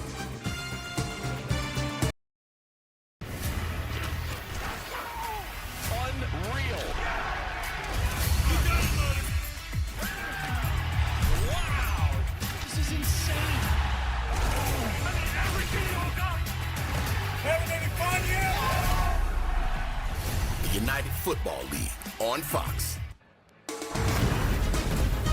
Welcome back to the UFL, presented by the U.S. Army. Getting ready to go for the second half between Michigan and Houston. Down to the field, and Jake Butt. Coach, a bit of a strange first half as the teams were kind of trying to feel each other out. What was the message to your team there at halftime? Hey, we just got to get a couple possessions, possess the ball. We got to run it some when one of our backs went down. But, hey, I think we can get some stuff in the air. Yeah, you constantly talk about the importance of the running game. You mentioned TJ Pledger's down. What is the plan for your running game here in the second half? Run the ball and quick with Mark Thompson, quick passing game to get us our guys some opportunities. Thanks, Coach. Thank you. You often hear about the extension of the run game being the short passing game, and C.J. Johnson alluding to that being a factor here in the upcoming second half. That's what was effective for them throwing the ball. You know, and the other part that he didn't mention, it also keeps the rush at bay, throwing the ball quickly. Here you take a look at the QB comparison. Etling got it going a little bit in that second quarter, 12 of 18 for 110. Did throw the pick, though, to DeJuan Hides. Reed Sinnott, who did not get the start today. Nolan Henderson started the game. Sinnott played the majority of that first half. He was 6 of 11 for 57 yards. Roughnecks having a bit of a hard time getting it going, but mostly I thought that was due to Michigan's defense. If we're being honest, this is one of the best defenses in the UFL. And Adam, when you've got to block Breland Speaks, when you're looking at Kai Nakua at safety, who's probably the defensive player of the year in the UFL, it's just hard to move the ball, and we're seeing evidence of that here today. Michigan has allowed 21 points one time in its first 8 games, and that was a win. That was 3 weeks ago against Arlington, and this offense did more than enough to win that contest as well.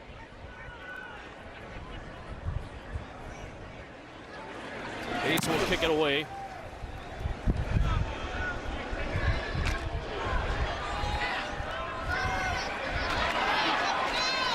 Speed here. Good return by Hall out across the 35. Beg your pardon. It was Cyril Grayson, the former sprinter at LSU, 16, not 18. This is a reset of the playoff picture. Michigan will play Birmingham in the regular season finale next week, and then they'll square off again in 2 weeks for the USFL conference title. San Antonio and St. Louis will do the same. They'll each meet each of the next 2 weeks, the second being the big one. You love that, right? You got both conferences in back-to-backs. Ready? That's so good. 180! Wait, son! Scorching hot day in Houston, and the Roughnecks will work out of that zone read play, and Thompson's got nowhere to go. You got Rondell Carter on one side, Breland Speaks on the other, and a really good interior.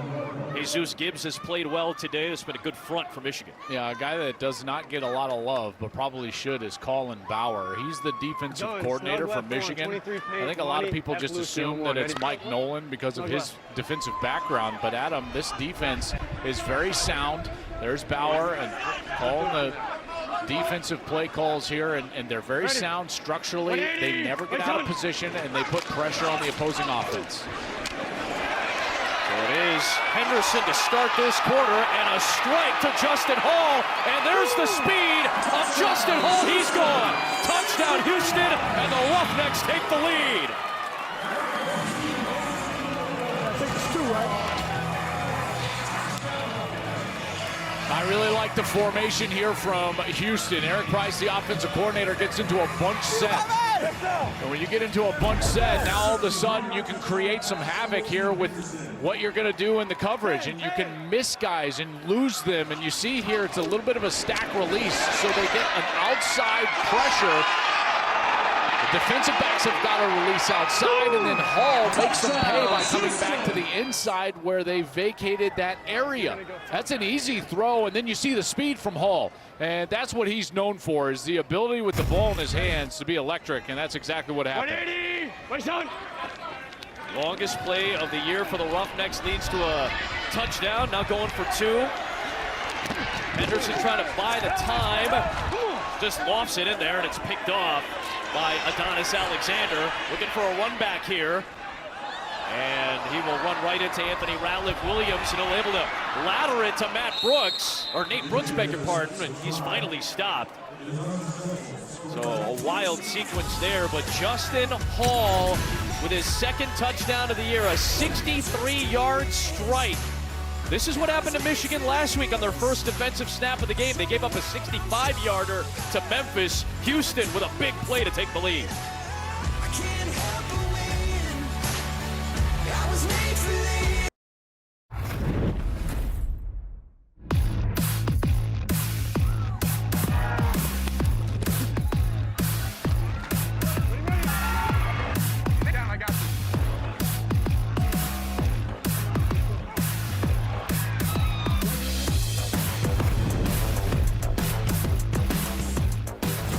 Flow is brought to us by Progressive. Justin Hall, the big play for the touchdown.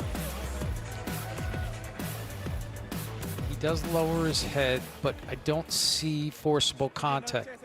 The conversion. So I'm on the near cart. I've got, he does lower his head, but it looks like the contact is to the chest, not head neck. Correct.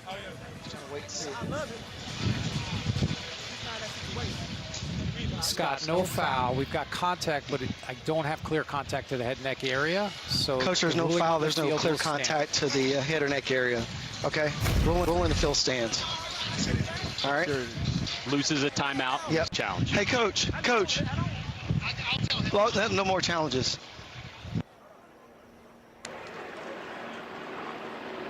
The coach for Houston challenged the previous play. After review, there is no foul for roughing the passer by the defense. Houston has lost their remaining coach's challenge for the game, and they've been charged their first time out of the half. Wow, that all happened when we were in break. And Adam, that happened really late. Almost when we were coming back on the air is the first time that we got word that they were actually reviewing this via the super challenge. This is not where you want to use your super challenge. Yeah. One, it's a conversion play. This is not a touchdown play. And so C.J. Johnson uses his super challenge on something that he loses, and now loses his super challenge and a timeout in a 9-6 game. That is mismanagement. You cannot do that. Yeah, that was very odd. We were very surprised that we were even hearing about any type of challenge on a conversion play like that, especially in a tight game, as Terry Wright returns it for Michigan. Now the Panthers are trailing after the Justin Hall touchdown. He's with Jake. All right, Justin, so it was a slow first half. You guys go into halftime. I feel like I blinked twice and you're in the end zone. What did you guys say at halftime to get you going? Coach didn't say too much. We was really in there just trying to hydrate, trying to stay as hydrated as possible due to this weather. I mean, we're going to go out here and just keep trying to go. I mean, our coach said he believes in us, and we believe in him, so let's keep going. So it was a condensed formation. Once you caught the ball, there was a ton of space, and your speed just did the rest. Can you take us through what you saw on that play? I seen that whoever I was running my route over was outside leveraging me, so I just took the leverage he was giving me, and I crossed his face, and I made a play after that. What were you saying, the high knees is what took you home? I don't know if my knees got that high, but I'm keep working on my form. All right, man, thank you. Well, the form looked pretty good for the longest play of the year for the Roughnecks, and it gave them the lead. So this was the plan for Michigan coming in because, again, they're already kind of set up for what they're going to have in the postseason against Birmingham. So we thought we'd see Etling for about a half or so, and the rest of the way it'll be Bryce Perkins and Brian Lewerke, who had alternated series over the course of the last couple of weeks when Etling was out. We may still see Etling for some reps, but we're going to get a good look at both Perkins and Lewerke. And the play clock winding all the way down to 0. Delay game, offense, 5-yard penalty, second down. So, Jake, give me a little bit of sense on what you've seen on tape and what you saw from Perkins and Lewerke as of late. Well, yeah, so I actually asked Coach Mike Nolan about this pregame, kind of what was the plan at quarterback, and he said this was exactly the plan, to rotate these guys and get Perkins and Lewerke here in the second half. But as far as the playoff goes, I asked him, hey, do you need to see anything for one of these guys to separate? Without hesitation, he said Danny Etling is our guy. Perkins goes to work, quick throw to the outside, and a completion for Cioce Mariner. And I should note, by the way, so 2 quarterbacks active. Etling was not active the last couple of games, obviously, with the injuries. So Lewerke is the emergency QB right now. So we're going to get a good look at Perkins for the rest of this second half, you would imagine. And Etling's going to be on the sidelines ready to go. You know, to your point, though, about Perkins, and in particular in the position that they are in terms of the postseason, there's Etling's number 12 of 18 for 110. But Perkins has been really good splitting time with Lewerke the last couple of weeks. And Adam, you know, last week, 77% for over 100 yards. This is a great opportunity for him. Oh, pick. Oh, pick on a beautiful deflection. Tip to himself.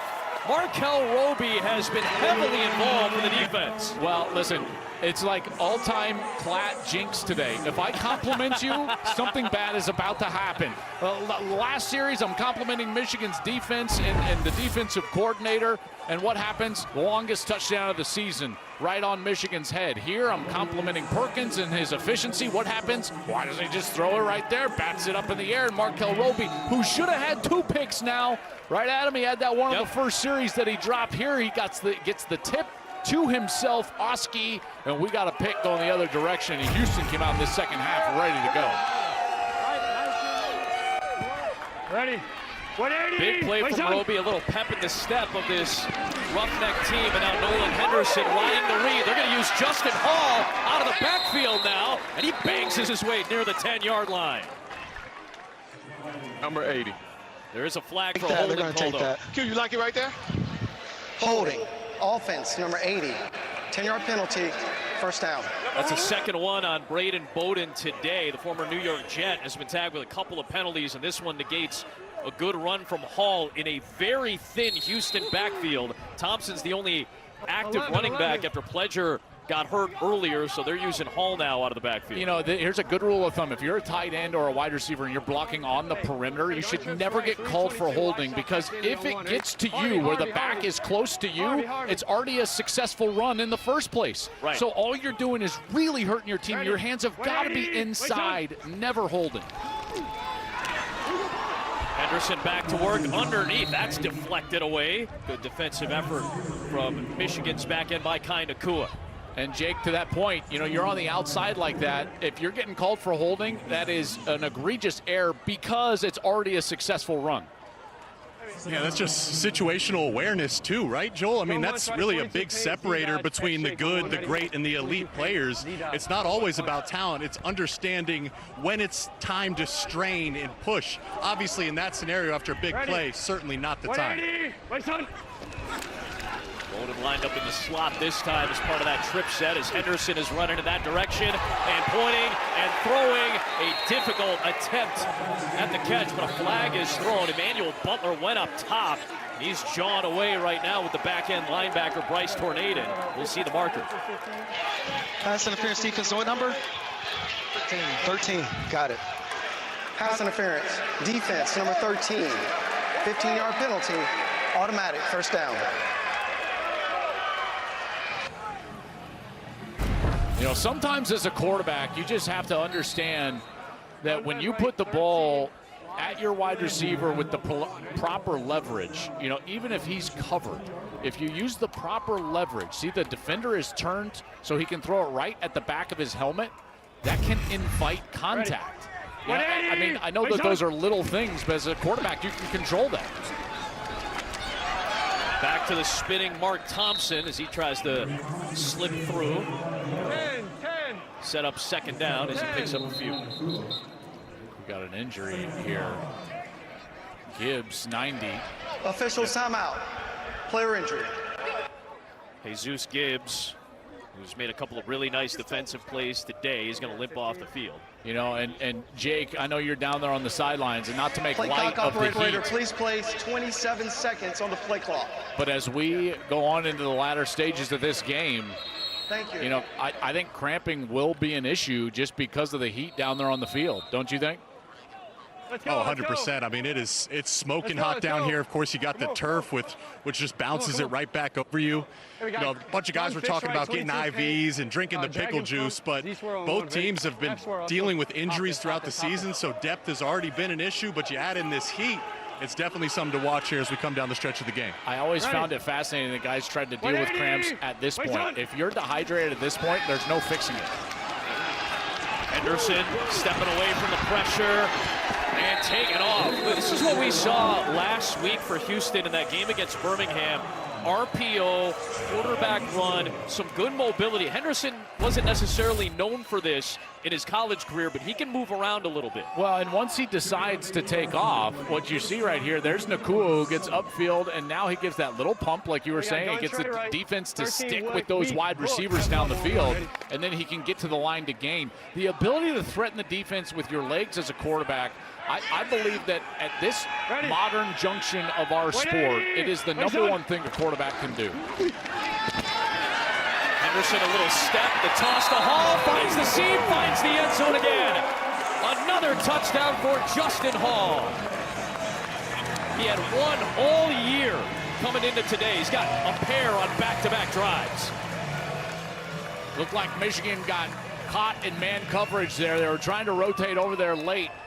And if you're trying to run man coverage against Justin Hall, good luck. You see right here, they're trying to get into this position where they can get out with him, but as they run that little screen out to the outside, all you need is blocks in front of you, and Hall can do the rest.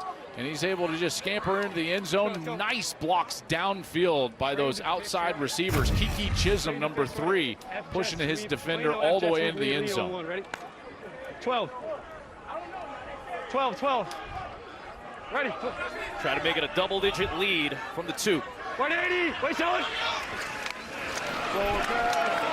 Right back to Hall.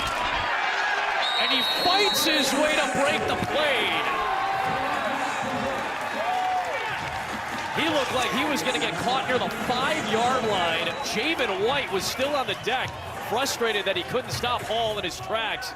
And this has become the Justin Hall show right now. There is a flag thrown as well. That flag was very late. After the play, unsportsmanlike conduct, defense, number 99. This 15-yard penalty will be assessed on the kickoff. Tries good. Walter Palmore gets called for that penalty. 5 catches. This is number 99, unsportsmanlike conduct of the game. 102 yards, 2 touchdowns, the conversion, and Justin Hall has become the star of the show in Space City today. Houston leads.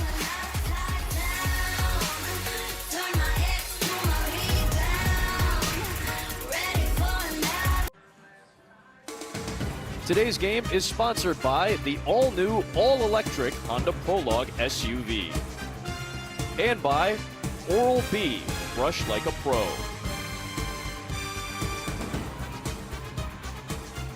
Roughnecks have the lead here behind Justin Hall. And we've got a game break for you in our other contest, DC and Memphis. Jordan Ta'amu has put together a very strong game down in Memphis.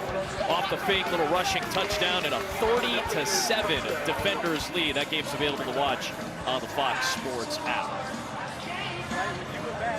Justin Hall has outscored Michigan. He's accounted for 13 points in this game.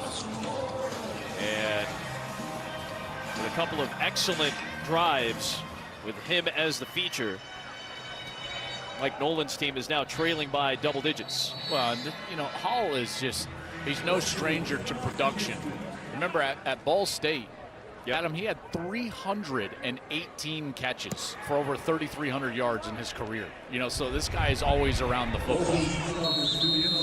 Well, he had the touchdown, but let's not forget how it got set up. The defense of Houston behind their defensive coordinator, Chris Wilson, and Markel Roby making plays. And this was earlier in the day. You know, he was always around the football. He misses that interception on the first series. That one gets called back after he does pick it off in the end zone. But guess what? You stick with it, and you're around the football. Good things will happen. That's exactly what Markel Roby has been able to do. Last week, he started playing really well. He had a season high in tackles last week against Birmingham, 8 tackles. And then this week again, just around the ball. 2 tackles, an interception, a couple of passes defended.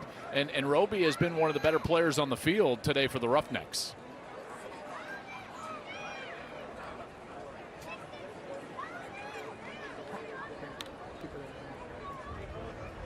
We've talked about it a couple of times. We're getting later into the day. Jake, you're on the sidelines. You're kind of sensing the heat, the humidity. We're seeing some guys take some extra moments. A little cramping, I would imagine, is a factor right now. Christopher Allen was on the deck a moment ago. That seems to be the case, and that's only going to continue for the next 24 minutes of game time. It's absolutely a factor, and it was even a factor pregame. I was down on the field about 2.5 hours before the kick, and what was interesting is there was about 20 Michigan Panthers out here, and I was talking to Coach Mike Nolan. He said he was telling his guys, get back in the locker room. You don't want to drain all your energy early. Well, the flip side was Curtis Johnson, the head coach of the Roughnecks. He did not let his guys come out until about an hour before kickoff, and even when they did, they were not in pads. Now you're starting to see those Roughnecks full of energy and start to separate here in the second half. I have to wonder if those pre-game warm-up philosophies are making a difference. Man, that's a fascinating way to think about this, too. And we saw some of the shots from the pregame locker room, right? Guys are drinking their Gatorade, their Pedialyte, whatever. They're trying to hydrate. Joel, you made the point, and every coach that you've ever had has said, if you're thirsty, you're already dehydrated, right? Especially going into a game like this where it's 90-plus degrees and it feels like 100-plus. Yeah, there's nothing you can really do at this point. It's now the middle of the third quarter. You know, what's happened in your preparation has happened. A fake from Perkins, and it was a good decision. Yeah, defense closing in. He's able to connect with Devin Ross, who has his helmet knocked off. We'll check the penalty. Get to him. So we have illegal helmet contact and still a defenseless receiver. So, okay. Yeah. Number 21? Yeah. I got you. Number 21 defense. Okay, here we go. Personal foul, unnecessary roughness, defense number 21, illegal use of the helmet. 15-yard penalty will be added to the end of the run. Automatic first down. Yeah, this is shot of Torrance on the penalty. And absolutely the right call.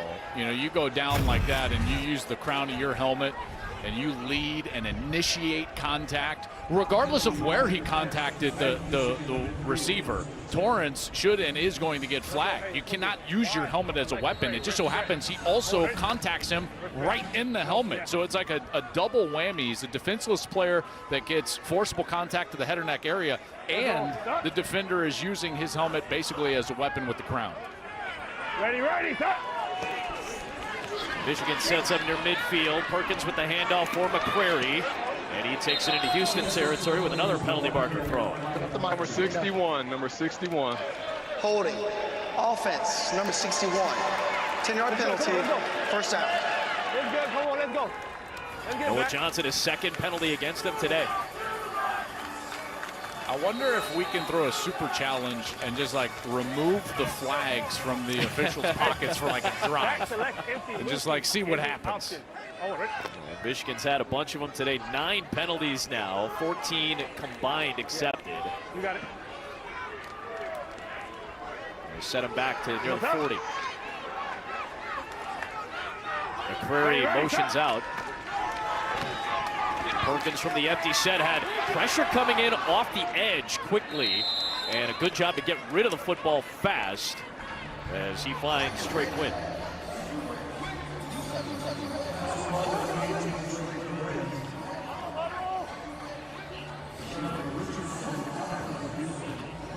Let's go, hey.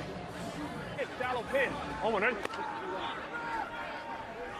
Well, welcome those of you who are watching the DC Defenders and the Memphis Showboats. DC in control. Meanwhile, here, Michigan is already on its way to the USFL Conference title game in 2 weeks, but the Houston Roughnecks, just 1-7 on the year, are looking for a big-time upset. Michigan has the football. 2nd and 13, and a little floater for McQuarrie is broken up. And that will bring up 3rd down. Good job by JT Tyler to get in there. Adam Amin, Joel Klatt, Jake Butt. Your crew from Houston will listen in as we get set for 3rd and 13. Vacant, Lucy, go shallow. Lex vacant, Lucy, go shallow. Let's go. Hey, Lex vacant, Lucy, go shallow. Lucy, go shallow. Go. Lex. Legs vacant. Lucy, go shallow. Hey, we gonna go. Hey, we gonna go. Turbo, turbo. They get the play off. Under pressure, Perkins. This is what he did a lot of in his college career at Virginia. He was an outstanding runner with the football, and he puts together an excellent run to move the chains. They started behind the chains at 1st and 20, and a 33-yard scamper there. What I love about this is that he knows he's got a shallow cross coming from this side. So guess what? That means that when you vacate the pocket, you can get out to the right side. There's not going to be any defenders there. So he understands his concept. He gets to that short side of the field and has a lot of field to operate in, gets the line to gain, and then some. Beautiful run there from Perkins. Ready, stop. Zone read play, and another good decision by Perkins, who ran a ton of this at Virginia, as we talked about. They'll pick up a 3-yard gain there. Let's see what Marcel Belfait goes with. You're the offensive coordinator. Here we go. H Rex Class D. Lizzie slant stick switch. H to Rex Class D. H to Rex Lizzie Class D. slant stick switch. Oh, what is? Quick relay, but we've seen the play clock wind down tight a couple times, and Perkins has got plenty of time here. Ready, stop. Little floater over the middle and a completion to the top target today for Michigan. Without Marcus Sims, it's been C.O.C. Mariner. Yeah, and he does a great job here of working off the defender and then inside. Watch as he goes inside right there based on the leverage of the defense. Nice little hesitation, and Perkins was ready with the football on time. When you're on time and on target as a quarterback, you're going to create an opportunity for your wide receiver to make a play after the catch. You see some of that positive yardage after the catch. 5 catches for Mariner today. Ready, stop. Zone read again. He kept it. Perkins floats it. End zone touchdown. He finds Trey Quinn for his first touchdown of the season. Michigan's second leading receiver is finally on the board with a score. It's down to a 4-point game. Well, I love the touch that Perkins uses on this play. As he's rolling out, watch, he's going to have Quinn right here. He's the inside receiver. But as Quinn goes up and then into the end zone and he's kind of getting on the outside, watch the touch because the defender is in between him. So he's got to go over the defender but short of that sideline. Beautiful touch right there on the run from Perkins. And that is the best offensive series we've seen from Michigan all day long. So they'll go for 2 here from the 5. Ready, stop.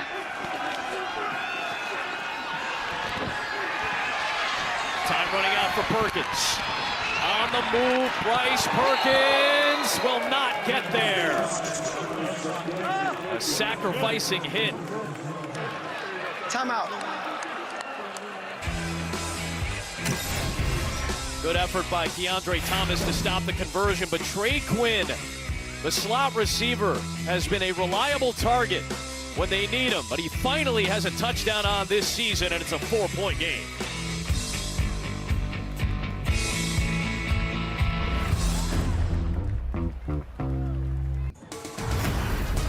Welcome back to the UFL, presented by the U.S. Army. 16-12, Houston holding on here in the third, past the halfway point. On the road to St. Louis, brought to you by Visit MO, home of the UFL Championship game, which you can see on Fox on June the 16th. And, of course, we'll have both conference title games coming up in a couple of weeks before that. Friends at ABC will have Birmingham and Michigan, and then San Antonio and St. Louis, which have played close game after close game the last couple of years. There's a Mo for every MO. Find yours at visitmo.com. The two teams have touchdowns on 3 of the 4 second-half possessions. Trey Quinn, the latest man into the end zone.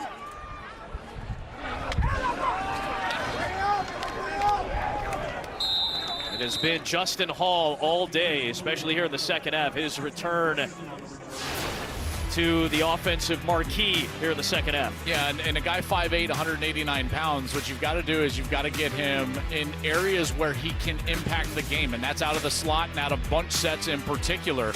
And his lack of size doesn't hurt him in those areas because the defense can't jam him. And when you get the hands of the defense off of a player his size, what you allow him to do is operate with some space. And you see those different ways that you're getting Hall the ball. It's creative from a play caller's standpoint, but it's also the right way to do it to allow him the space and the area to succeed as a guy who's only 5'8" and 189 pounds. That's what's so key from a concept standpoint and an offensive coordinator standpoint. Mentioned his fabulous career at Ball State, all-time leading pass catcher. He's an undrafted free agent with the Raiders a couple of years back. Lead on one, ready? He was an excellent receiver for the Houston Gamblers last year in the USFL. This is what I really love, though. See him in the backfield, right? Because now you can really be creative. That's Hall in the backfield, just going to hand it to him. Oh, little read. And Henderson, adding a little bit more of the RPO game, ran right into Breland Speaks. Yeah, Henderson doesn't realize that we're trying to celebrate Hall right now on the broadcast. You know, so someone needs to tell him in the headset, like, hey, you got to give it to Hall right there. Look, Speaks doesn't go anywhere, and that's the read. He's the unblocked player, number 57. So Henderson, in all seriousness, he's got to give that ball because there is no influence that Speaks is reacting to on the outside. He's just waiting for the quarterback there. You pointed it out a couple times. His spatial awareness has been excellent, never overrunning a play. Henderson, even the three-man rush got it to him, but that means there's a lot of space, and he's able to run it into Michigan territory for a first down. Pickup of 14 on the ground for Nolan Henderson. Similar to Michigan on the other side with Bryce Perkins. Look, you've got a bunch set right here, and so when this right side vacates this area of the field, well, then what happens? Henderson, who's looking left, now he gets out of the pocket. There's nobody there, and that's just an easy scamper for a first down.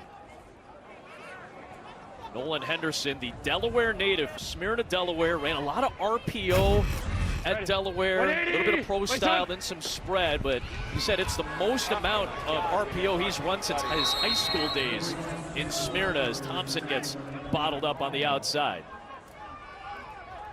Made his first start today since being in college at Delaware. You see the two-time state champion at Smyrna. Grew up a season ticket holder going to University of Delaware games. Ended up going to Delaware and finishing second. Only Matt Nagy, the current offensive coordinator for the Kansas City Chiefs, as a phenomenal touchdown delivery man. Got a chance to meet, talk to Joe Flacco at one point too. Incomplete.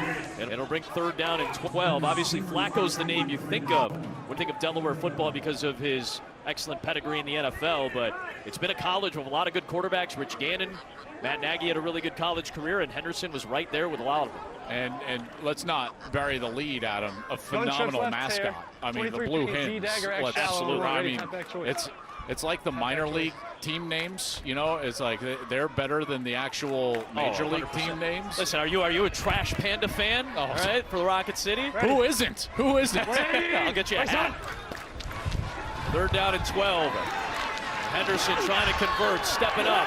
He's going to throw on the run. He's got a wide open man, and Emmanuel Butler has the first down.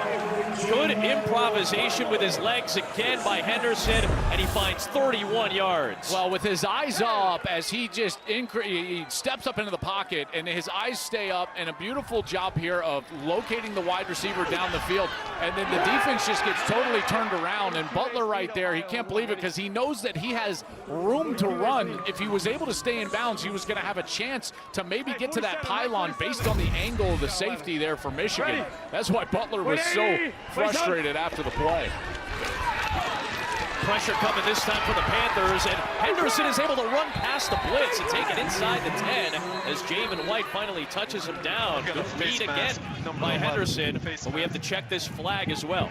I think that's going to be a face mask there. Personal foul, face mask, defense number 11. By rule, the ball will place at the 2-yard line, automatic first down. Sure enough, it's White.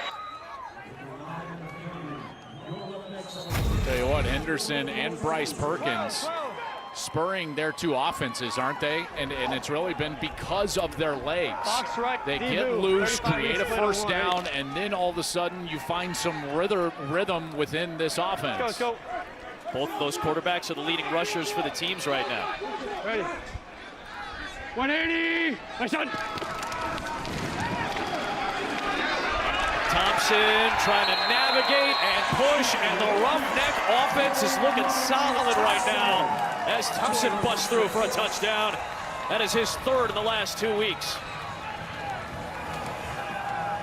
3 drives in the half for Houston, Joel. 3 touchdowns for the Roughnecks. Well, Mark Thompson, this is just all effort and strength. He's 6'2", 235 pounds. Look at that. He's fully wrapped up around that left ankle all the way back at about the 3.5, 4-yard line, and he's still able to stay up and get all the way across the goal line, and he does a great job of keeping those shins off the turf. That positive forward lean, and Thompson finds himself in the end zone. And quickly over to the cooling fan. Don't blame you. Don't blame you. They go from 2 to try to double up Michigan. Henderson on the out. That is a tough attempt. It's incomplete for Chisholm, but a 10-point Houston lead. Last year's USFL Offensive Player of the Year is into the end zone, and the Roughnecks at home looking for a little upset against Michigan in Texas today. Plenty of action across the networks for the final week of the UFL regular season next week. Birmingham and Michigan on ESPN, San Antonio and St. Louis on Fox, Arlington, D.C. on ABC next Sunday. You'll see these Roughnecks in primetime next Sunday night against Memphis. Between these two teams, 7 quarterbacks. For Michigan, nobody's used more. They've used 4. E.J. Perry got hurt midway through the season. They've had Danny Etling, who was back in the lineup as a starter today. Brian Lewerke and Bryce Perkins. All 4 quarterbacks have seen action. And today we've seen Etling and Perkins. Perkins had a nice run, and has had a couple of nice runs, in fact, since he has entered the game. You know, it's interesting because you go back to last year, Mike Nolan is unafraid of changing the quarterback late in the season. If you remember, Josh Love was their starting quarterback. They needed to win Week 10 in order to get into the USFL playoffs. He replaced him with E.J. Perry. In that week, they won, and then Perry obviously started in the playoffs. Well, now all of a sudden you've got all 4 of these quarterbacks, and I think he's going to go with the hot hand next week and then in the playoffs, and that could be Bryce Perkins. I think namely because of what we saw in the last drive and his ability to extend plays and hurt the defense as a threat with his legs. It's not just that, though, because he also makes really good decisions. He came into this ball game as one of their more efficient passers from a percentage standpoint, 81% on the season. He's only 1 of 2 today, but again, it was his legs that got things going, and then he was able to complete that ball, and he also got that conversion to Trey Quinn for into the end zone. Ready, stop. Goes back to work. And that zone read, he held on to it. Was able to escape the initial waves of pressure, and smartly will float it out of there. Good job by Perkins to not take the sack. Second down coming up. A guy who ran for almost 1,700 yards when he was at Virginia. Listen, Virginia football has had various levels of success in various times, but the quarterback position has not always been the most impressive one. Matt Schaub sticks out certainly for Virginia, but this guy took them to heights that they hadn't been in quite some time in his couple of years when he was a Cavalier. 17-10 as a starter. He started a game in the NFL with the Rams. Part of the reason that he's with Michigan now. And he throws a nicely timed slant as he connects with Mariner for a first down. I tell you, that was a beautiful pass, because that was an all-out pressure from Houston. And Adam, he kind of threw this off of his back foot, and it is on the money. So Perkins starting to heat up in the heat as we take it down to the end of the third quarter. What a nice quarter for those quarterbacks. A couple of touchdown throws from Henderson to Hall. Perkins has a touchdown as well. We got a 10-point game to the fourth. When I'm down, had enough, almost round. Unreal. Wow. This is insane.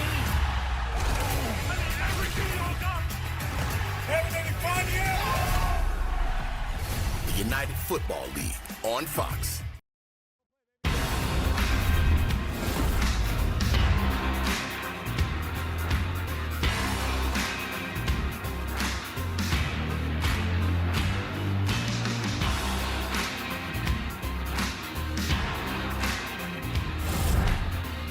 Welcome back to the UFL, presented by the U.S. Army as we get set for the start of the fourth quarter in Houston. Roughnecks with 3 touchdowns in that third quarter, a team that had 12 TDs all season. They had 3 in that quarter alone, and they've got the double-digit lead on the 6-2 Michigan Panthers, which have first down from midfield. And Nate McCrary, who's got a touchdown for Michigan today, stayed on his feet long enough to pick up the first down on a pickup of about 13. I really like that play design. They kind of faked a jet sweep, tried to get the eyes of the defense going to the defense's left, and then McCreary and the offensive line setting up a screen to the defense's right. So some creativity here to start the fourth for Michigan, down 10.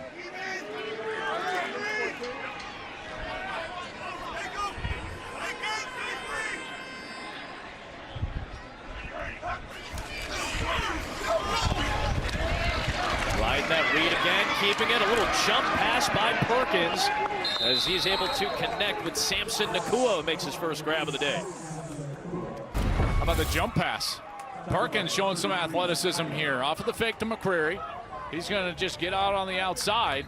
And as he gets out on the outside, the defense reacts because of the plays that he's made with his legs during the course of that third quarter.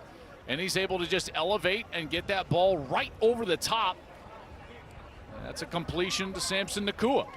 Really nice job from McCreary as we've got a Roughneck down here behind the play. Jeffrey Johnson was one, and in fact, a couple of them down right now, in fact. Timeout.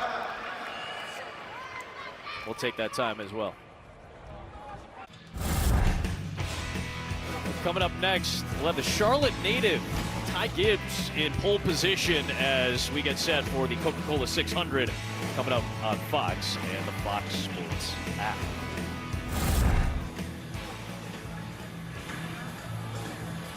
You see the ball control with 14 minutes to play here in the fourth. It was Michigan dominant early in terms of the play on the field. It did not reflect in the score. 6-3 at halftime, Michigan had the lead. Houston had a huge third quarter. And now Bryce Perkins and the Panthers trying to get back into it. Making a one-possession game. Here is the handoff. And a run down to the 20-yard line for McCreary. Second down. H. Let's go. H, Rex, Class D. Lizzie, slant. Stick switch.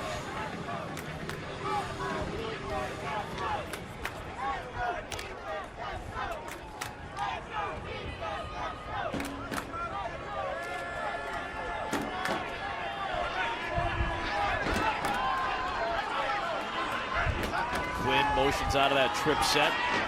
Pressure coming from Houston. Perkins with a quick throw past the sticks. First down to Devin Gray.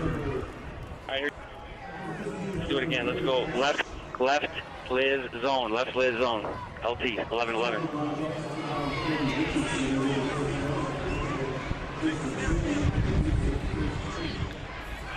Liz is the direction. So Liz zone. This is a zone play to the left side. McCrary over the left side. You're counting up those defenders. They've got good numbers here. Look at this. You only got 3 Houston defenders on this left side. They should have something here on the run play.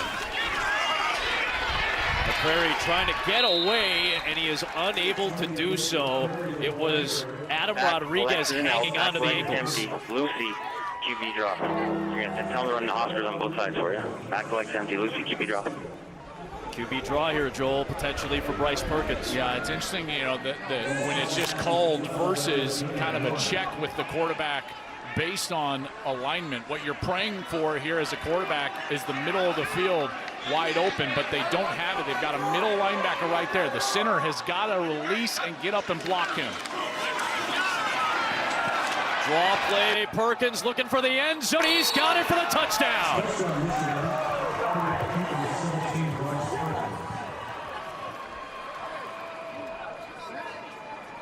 Those walkout linebackers for Houston have their eyes all over the outside receivers. And what that allows you to do is then just run that quarterback draw, and all you got to do is get up to the linebacker. That is a great job by Jacob Burton, 73, and Noah Johnson, 61. They take the double team right into the lap of the linebacker, and Perkins is able to just run right to his left, beat one defender, and get into the end zone. Really first rushing touchdown of the year for him, Jacob. Yeah, and a great call by Marcel Belfay. And Jake Butt, when those big guys up front, they can move the double team all the way up to the second level and get that Mike linebacker blocked. I mean, they're doing some work up there. Let's go, baby. Let's go. Yeah, Joel, I had a coach tell me very wisely, when you got 600 on 300, 600 pounds on 300 pounds, that's where the movement has to occur, just like you saw right there. Taking advantage of that double team.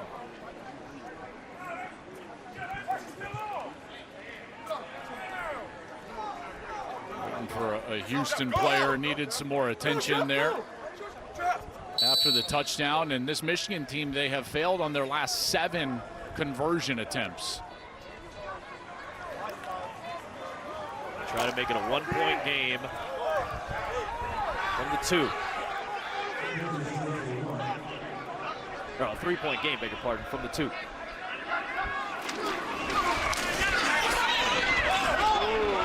Perkins kept it and just easily tosses it to Cole Hicatini. And they finally break the skid. They get the conversion. They make it a 3-point game. And Bryce Perkins, with those 2 years at Virginia, had 20 rushing touchdowns. He has his first with the Panthers on the season. We've got a 3-point game inside of 12 to play in Texas.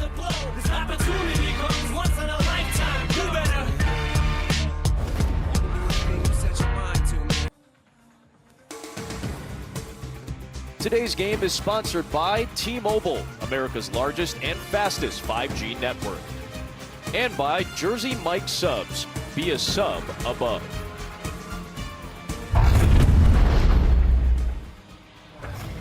Center from here on out. My ass is not this wet. The volunteer trainer just absolutely soaked me with the sponge.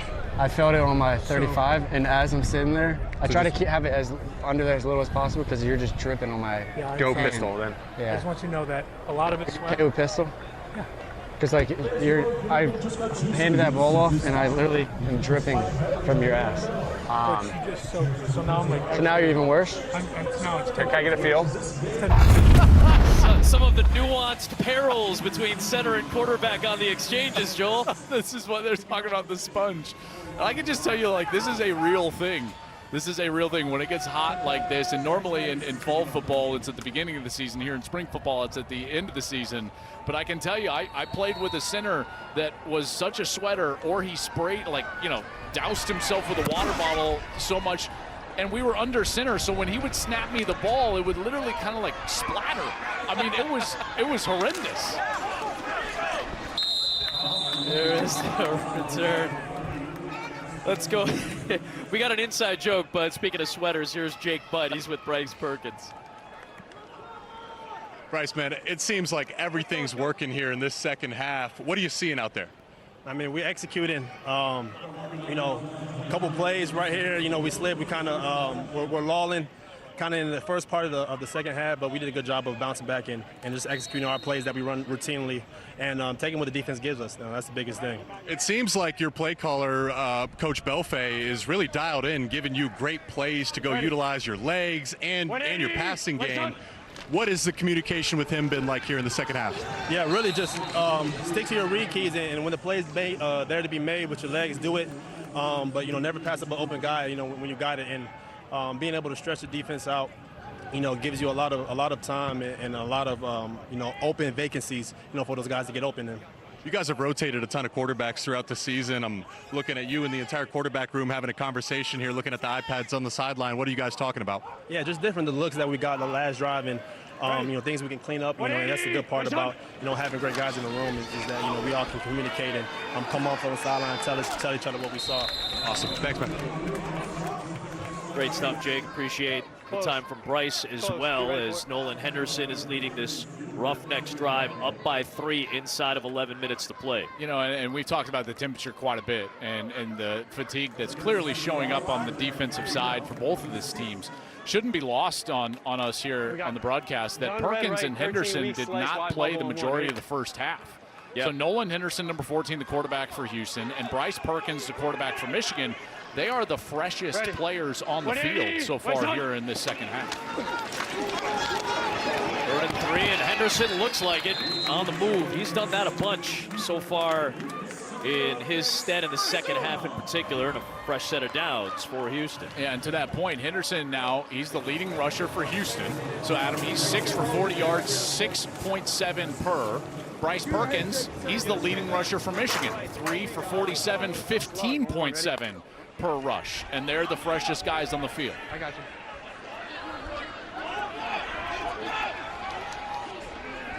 Ready. 180. Nice hunt. The 42. Off the fake. Henderson looking to run. Now stayed behind the line of scrimmage and got rid of it at the last moment. Result of the play was a completed pass. Let's drop a flag. We got to, yep, we're good. Illegal forward pass. Beyond the line of Beyond the line of scrimmage. Number 14. I got that down too. 5 yards from the spot of foul, lost it down. Illegal forward pass. Offense, number 14. 5-yard penalty from the spot of the foul. Lost it down. 2nd down.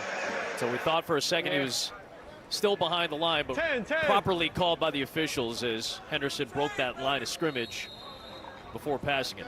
I like his thought. He's trying to be aggressive and put the pressure on the defense, but just a little too much there. What? Next trip. Hey, wide corner. Hey. Andy. Can we get a bump? You need to get the ball back to Justin Hall. Haven't heard his name here in the fourth quarter. Ready. 180. Wait, son. Pressure coming from Michigan. Henderson gets swallowed up. Excellent pressure from Rondell Carter as he brought some major heat that time for Michigan. Another sack for Carter. He's had a big season. I mean, this is almost looks like a screen because of how quickly this rushes in from both sides. Both tackles get beat badly, and that rush from the defensive end show up at the same time right at Henderson. He's got no chance except to try to protect the football and don't turn it over. Ready. 180. Wait, son. Henderson stepping up yet again and taking off on 3rd down and 23. And another stop by Tafua. I remember covering Mika Tafua at Utah. And he's a guy that has spent time in NFL camp with Pittsburgh and Dallas. Go back to his college days. He was first team All Pac-12 as a senior. He led the Pac-12 with 9.5 sacks. He's got a good motor. He's 6'3", about 250 pounds. He's having a heck of a second half here today. Remember, Levi Bell just went back to IR.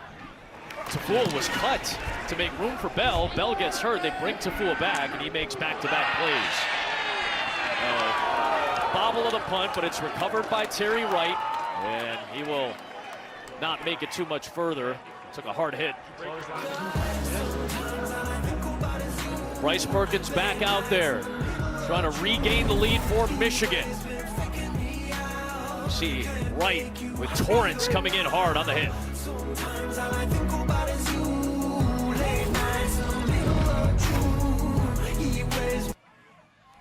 I'm Staff Sergeant Youngman from Caldwell, Texas. I'm stationed at Fort Moore, Georgia with the U.S. Army Marksmanship Unit, and I'm a 2021 Olympian. Go Roughnecks!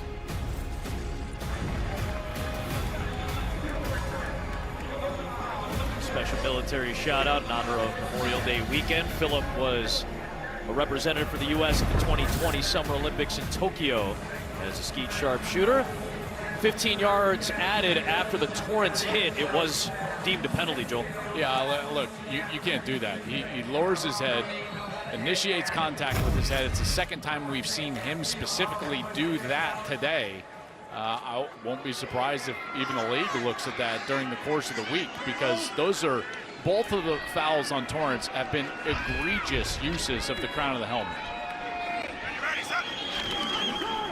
Bryce Perkins from the 39-yard line. Quick out past the midfield marker, and the catch was made by COC Mariner, who's had a big day today. That's his 7th grab for almost 100 yards. Yeah, we talk about opportunity in this league, right, Adam? And with Marcus Sims out today, a wide receiver, Wes Hills running back out, it was who was going to step up for this Michigan offense, and COC Mariner has done a great job. 7 now catches for 92 yards. He's had a big day. He's set up at midfield. Perkins stepping away from the pressure. He's got plenty of space, but will opt to throw to a wide open man, and the catch made by Devin Ross for a first down inside the 30. A couple of good plays by Michigan to quickly move the ball downfield, looking for the lead. And I want you to see what impacts the defense as Perkins leaves the pocket because of his threat earlier in the 3rd quarter and in the 2nd half. The defense has to react up to him as a runner. Well, when they vacate those underneath zones by having to come up and defend Perkins, they leave wide receivers wide open who are working their way back to the quarterback. So that's just another point of what the legs of the quarterback can do for you in subsequent drives. Just like that, 30 yards down the field. Colburn gets tripped up. That'll bring up 2nd down. Lex, rip, smash, Indy. 1 high, 2 high. Lex, rip, smash, Indy. Out of 10.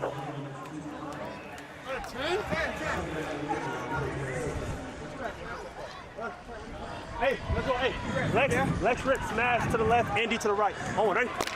Okay, so smash is a high-low. Indy is a concept if he gets a one-on-one on that left side. But smash over here, you're going to have a flat control and a corner. Perkins dancing, moving. And a flag is thrown as he runs it out of bounds. Flag the marker likely for holding. 79 players have run out of bounds. This guy, Utah. What is the foul? I got you, I can hear you. Holding. Offense, number 79. 10-yard penalty, 2nd down. Jared Horst on the holding penalty. Jake Butts with us. Give me a sense of these QBs, Jake. Yeah, guys, I can't help but go back to the conversation I had with Coach Nolan pre-game where he told me very confidently that, hey, Danny Etling is our guy. But after watching Bryce Perkins today and how he can stress and challenge defenses with his feet and with his arms, it seems like he's going to be the starter going forward. And Joel, you brought up a great point. This is what Nolan has done in the past. You know, last year going to E.J. Perry late in the season to help get them into the playoffs and then to make a run. This is their 2nd of the half. Exactly right. That's exactly 30 seconds. right. And a guy who's not afraid to do that, you know, and Mike Nolan knows that his job is to put his team in a best position to win football games. Your job as a coach is not to be loyal to players. And I know as players, that's tough to say, Jake. I think you would appreciate that. That's tough to say because you want your coach to love you and want you to succeed. But his job is to the entirety of the team. And he's got to put the guy that he feels like is going to give his team the best chance to win games. And from what I've seen, and I've done a lot of these games this spring and a lot of Michigan games, the quarterback that has been the most efficient and gives them the best opportunity to succeed has been Bryce Perkins. Now, if that's not the decision that Mike Nolan makes, then he's got that right as a coach. But from my seat, guys, Bryce Perkins has been the guy that has been the most dangerous quarterback and the one that the defense would not want to see.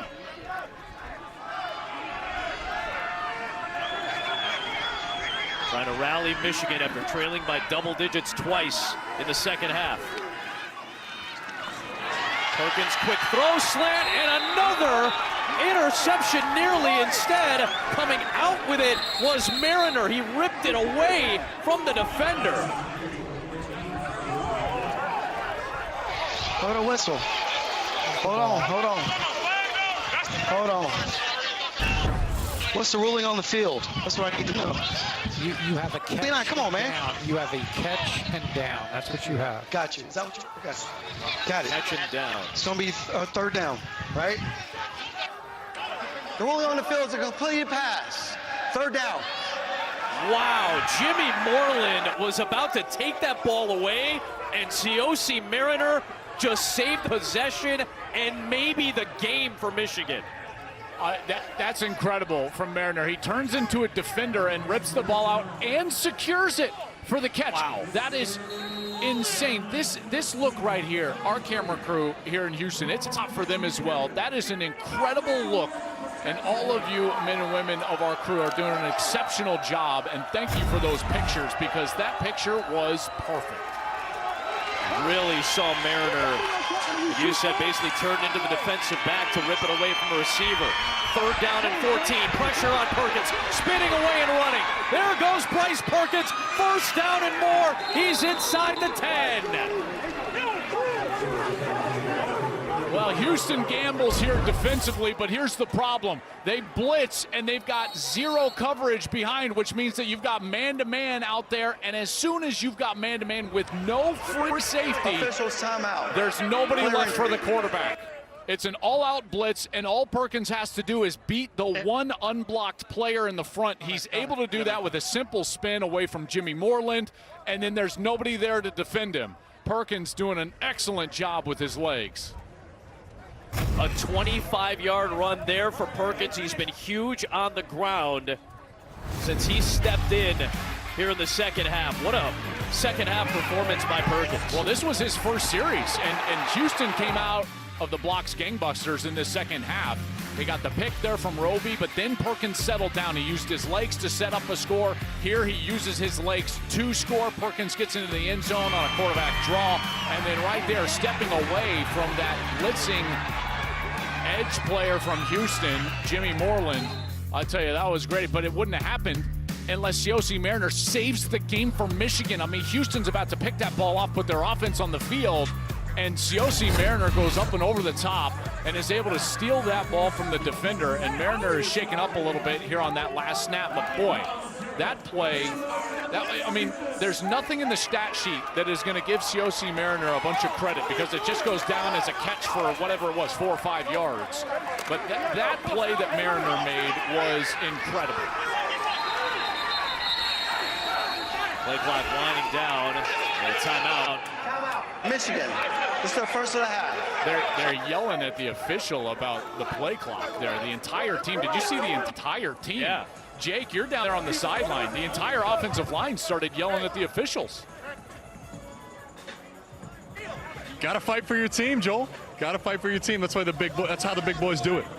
Noah Johnson right there, the center, number 61. You can see he was making that signal, you know, the old raise the roof. Yep. You know, indicating the play clock, right? That's right. That's like, hey, we need a new play clock because of something that was going on procedural. They didn't get it and now have to burn a timeout in a close game inside of 4.5 minutes. I got to tell you, I love it when centers like know the rules like that. Yeah. You know, that's the best.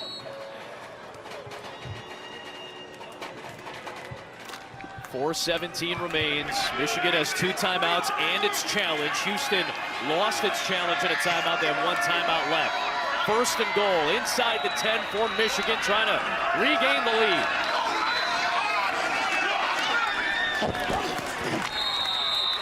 And there goes Colburn for a few. Play by Markel Roby. Rex trips. Liz zone. Rex trips, Liz zone. Rex trips. Every one of these basic run calls for Michigan, there's a read attached with Perkins. So this is designed to go left. Liz zone. Left is zone, which means he's reading this outside defender of Houston. This is going to be the unblocked player right there. Here comes the unblocked player. Perkins keeps it. Working to the right for the touchdown and the lead. Bryce Perkins bringing Michigan's offense back to life in the second half. The Panthers are on top. You called it out, Joel. Bingham was that unblocked player, and it looked like he just kind of slipped on his way to trying to get to Perkins, and Perkins had some space on the right side to run it home for a touchdown, his 2nd on the ground today. And I give a lot of credit to Chim Okorafor, the right tackle, number 72, because what he did is he had a bit of what I would consider to be an influence block where he actually stepped out towards the defensive end and then worked up towards the linebacker. And that little step is what caused the defensive lineman to stall out. Big conversion attempt here. Floater back in the end zone for Hicatini, and he hauls it in. That makes it a 4-point lead, a crucial conversion with 3.5 to go. Try that bit, what? Oh, God. What a throw from Perkins, and I tell you, he is feeling it. His Michigan offense is feeling it. Here's that block I was telling you about. Okorafor steps right, then he goes up to the linebacker. That allows the quarterback to get on the outside. There's the influence block, and then just that is all you need for Perkins to get to the end zone. And then how about the touch? We saw the touch on the first pass to Trey Quinn for a touchdown earlier in the game. There's the touchdown run. And now again, the throw to the corner of the end zone. This is absolutely beautiful. Off his back foot. Oh, on the money to Hicatini. Love it. And don't forget, you mentioned it a couple of times, Cioce Mariner, who was banged up on this drive, saved the entire possession, and again, perhaps the game. Moreland was well on his way to an interception. It looked like he had picked it. Mariner ripped it away before hitting the ground and secured it. It set up 3rd down at 14. Perkins had the long run to get him inside the 10, and they cash in. Crucial plays by Mariner and Perkins to keep the game going, and Michigan's now in front. And both of those plays, you know, above the X's and O's. Because Jimmy Moreland, I mean, he steps in front perfectly. He's got the pick, and Mariner rips it away from him. Let's not forget, by the way, the free blitzer was also Jimmy Moreland, number 4, on the next snap. And Perkins was able to spin outside and away from him, and then had the long run, which set him up for the touchdown. So all three of those quarterbacks all chatting and laughing. That's been a reflection of the positivity of that quarterback room that Mike Nolan talked to us about, and Jake Butt has noticed on the sideline today. So this Michigan team, this is what you look at what a championship element is, being able to play from behind. They've done that today. They'll play Birmingham next week in the finale of the regular season, and then again in the USFL conference title game. San Antonio and St. Louis will play next week on Fox in the regular season finale, and then again in the XFL conference title game. And there are those 3 QBs, all smiles right now as Michigan's got the lead. I mean, we're in there. I'll go back to something you said earlier, Joel. Opportunity. What an opportunity here for Nolan Henderson. As he goes to work, being pressured, has to flare it away. He had Palmore coming in, and then Whitehead with the additional pressure. He smartly tosses it at 2nd down. You know, what's interesting about the last couple of series, the ability of Michigan to stay on the field offensively. And Jake Butt, you're down there, so you know this. The defense for Michigan is fresh because they've been able to sit and rest in front of those cool fans for the better part of the last 5-10 minutes of game time. So I would expect to see some good pass rush here. 180, wait, son. 4-man rush, bringing pressure on Henderson. And if you had to guess, who else? Breland Speaks. Well, this is what a fresh Breland Speaks can do. You put him on the sideline for an extended period of time here. Offense stays on the field, and then what do you get? You get a really good rush. And again, check out what he does when he gets to the level of the quarterback. He moves immediately down that level to the quarterback. That's when they talk about kind of running the edge and flipping your hips, to use a scouting term. 2nd sack of the day. Timeout used here by Michigan. Timeout. Michigan. It's their 2nd of the half. Spatial awareness, Joel, for Breland Speaks. He hasn't overran plays. He's always stayed on level, as you've talked about. And then he turned the corner with those fresh legs on that last play for his 2nd sack of the day. Yeah, what you don't want as a pass rusher is you don't want to run a big loop to the quarterback. Your pass rush, the great pass rushers run more of an L. They get to the level and then they go parallel and they break almost 90 degrees back to the quarterback. That does not allow the quarterback to step up in the pocket or around them. And Speaks does that really well. I've referenced it several times today. He's a very intuitive pass rusher. It's one of the reasons why he's so good. 2 sacks today, 3 sacks for the defense overall. And it's one of the reasons why he's going to be in the running for the Defensive Player of the Year in this league.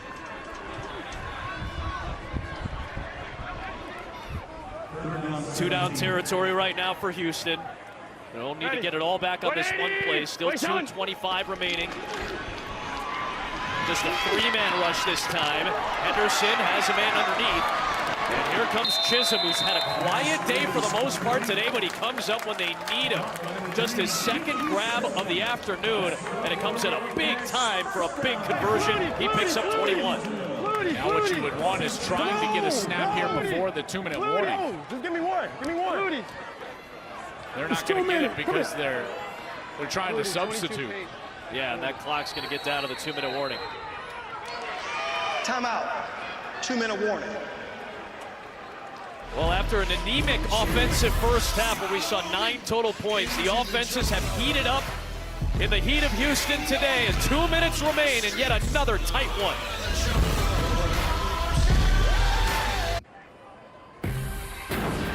Mike Nolan was a linebacker coach, C.J. Johnson a wide receiver coach. These two guys overlapped under Sean Payton in New Orleans. Old friends, venerable coaches, a lot of experience, a lot of love and respect between the two.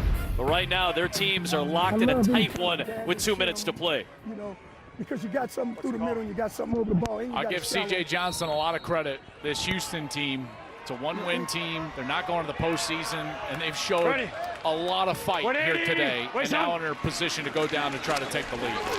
With Nolan Henderson at the controls, and that play was a little off target from the start on a low snap. The timing got thrown off immediately. It's second down and 10.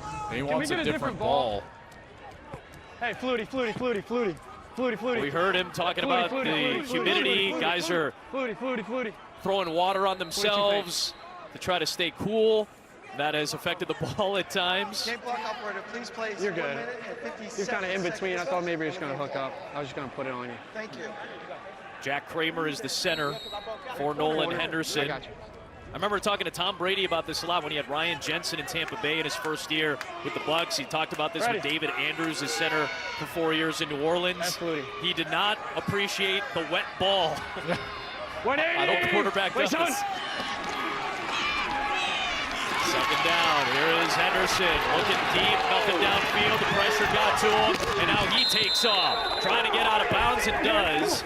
Brooks put a charge into him, but not before Henderson was able to use his legs to set up a much more manageable third down. Yeah, a nice smart into that run. He's able to get himself out of bounds, clock stops, obviously going out of bounds, and with first downs inside at 2 minutes.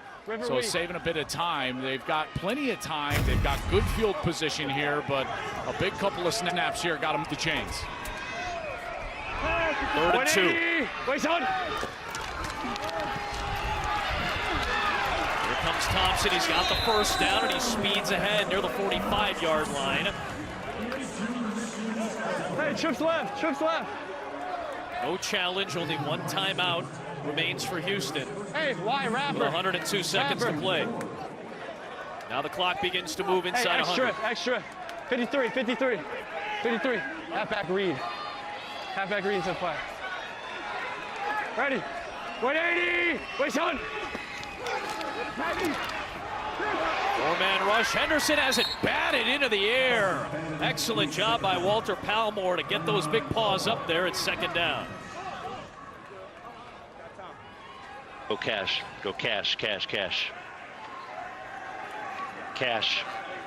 Bunch right tear. 22 F cash right X square out. 22 paint F cash X square out on 1. Ready? Yes. Got the second tight end in there as the running back. Remember, we've been talking about that. So Braden Bowman, number 80, is lined up at tailback. 180. Wait, son. Stays in the block. Throw to the other side. Completion for Justin Hall, and he gets out of bounds to stop the clock. Drags Whitehead with him. Third down coming up. Hey, double right. 40Q ace lead, Ohio. River Ace Q lead. River Ace Q lead. 48 to lead. He got 11. You got 32. Ready? 180. Wait, son. Another four-man rush. Henderson trying to find some room to run on 3rd down and 3, and he's able to slip ahead for the first down to the 29-yard line with 1:10 to play. Leaning on Henderson's ability to run the ball with the tight end in the backfield. Braden Bowman leads up there as the lead back. Trips left. All go special. They gotta get going. They're wasting time here. Inside of a minute now. Hey. We heard all go. 180. Wait, son.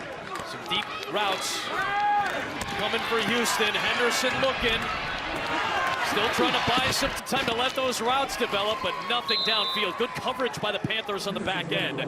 It's 2nd down. Smart play by Henderson to toss it and stop the clock with 41 ticks. You know what he didn't get is his back out as the check down. Mark Thompson, number 8, just sat back there in protection. Normally when you don't have anything down the field, you need your back to step up in protection, but then get himself out as the check down, and he never did. So because of that, there was nowhere to go with the football for Henderson, and he has to throw it away. Let's go. Hey, stay. Ready, 180, wait, son. They get the snap off out of the empty set. Nolan Henderson. He had the check down that time to Bowden, and he ends up slipping and taking the sack with Speaks touching him down, and the Roughnecks have to use their final timeout with 3rd and long coming out. Houston, this is the 3rd and final timeout of the half. Should be 30 seconds. Well, Speaks might be locking up the defensive player of the year right now. That's his 3rd sack of the game, and I think he's going to have to give at least an assist here to the turf, and we've seen players slip on this turf all day long. And as Henderson rolls out to his left right here, he tries to flip around and throw the ball. He slips, and there's Speaks right there to go, and then he lets everybody know that's his 3rd sack. Speaks has been tremendous, and again, it's his, you call it spatial awareness, it's those instincts, Adam, his ability to be in the right place at the right time. He's always around the ball. This guy is a heck of a player. Hey, gun trips right there. 22 paint, Z dagger X shallow, halfback choice for 1. Ready? He's got to get at least half of this back. Yeah, it's 4-down territory. So at this point, it's not about getting anything way down the field. You got to make this 4th down something like 4th and 11. Now no timeouts to stop the clock. Henderson takes the underneath route. Chisholm will spin ahead. So now the clock continues to move inside of 20 seconds. The Roughnecks have their final potential play here. Try to stay alive. Ready? 180. Wait, son. The line to gain is the 19. Henderson stepping up deep downfield, and it's incomplete. Knocked away. Nate Brooks makes the play, and Michigan is going to come back from down double digits to win the game.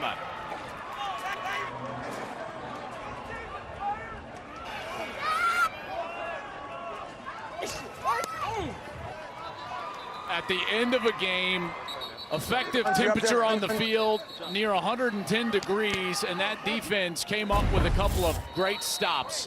Breland Speaks, 3 sacks, and here Nate Brooks steps in front of this prayer from Henderson down the right side, knocks it away, and Michigan is going to win their 5th straight game. 4 different quarterbacks over the course of the season. They trailed by 10 points multiple times in the second half today. But it's 5 in a row for Mike Nolan's crew. After Birmingham's loss yesterday, it's the longest active win streak in the UFL.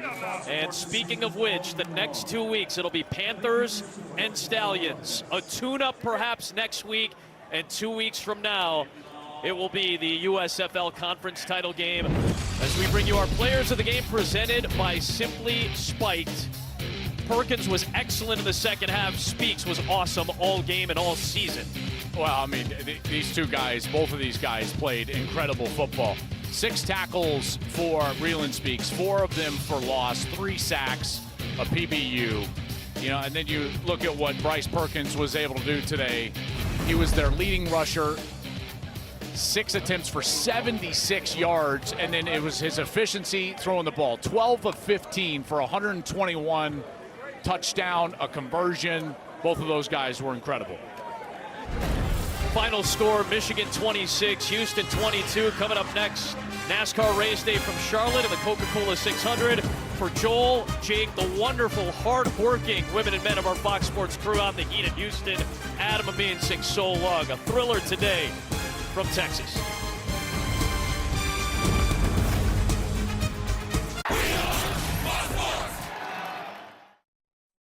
San Antonio touchdown battles St. Louis. An amazing play In playoff preview, the United Football League, this week on Fox.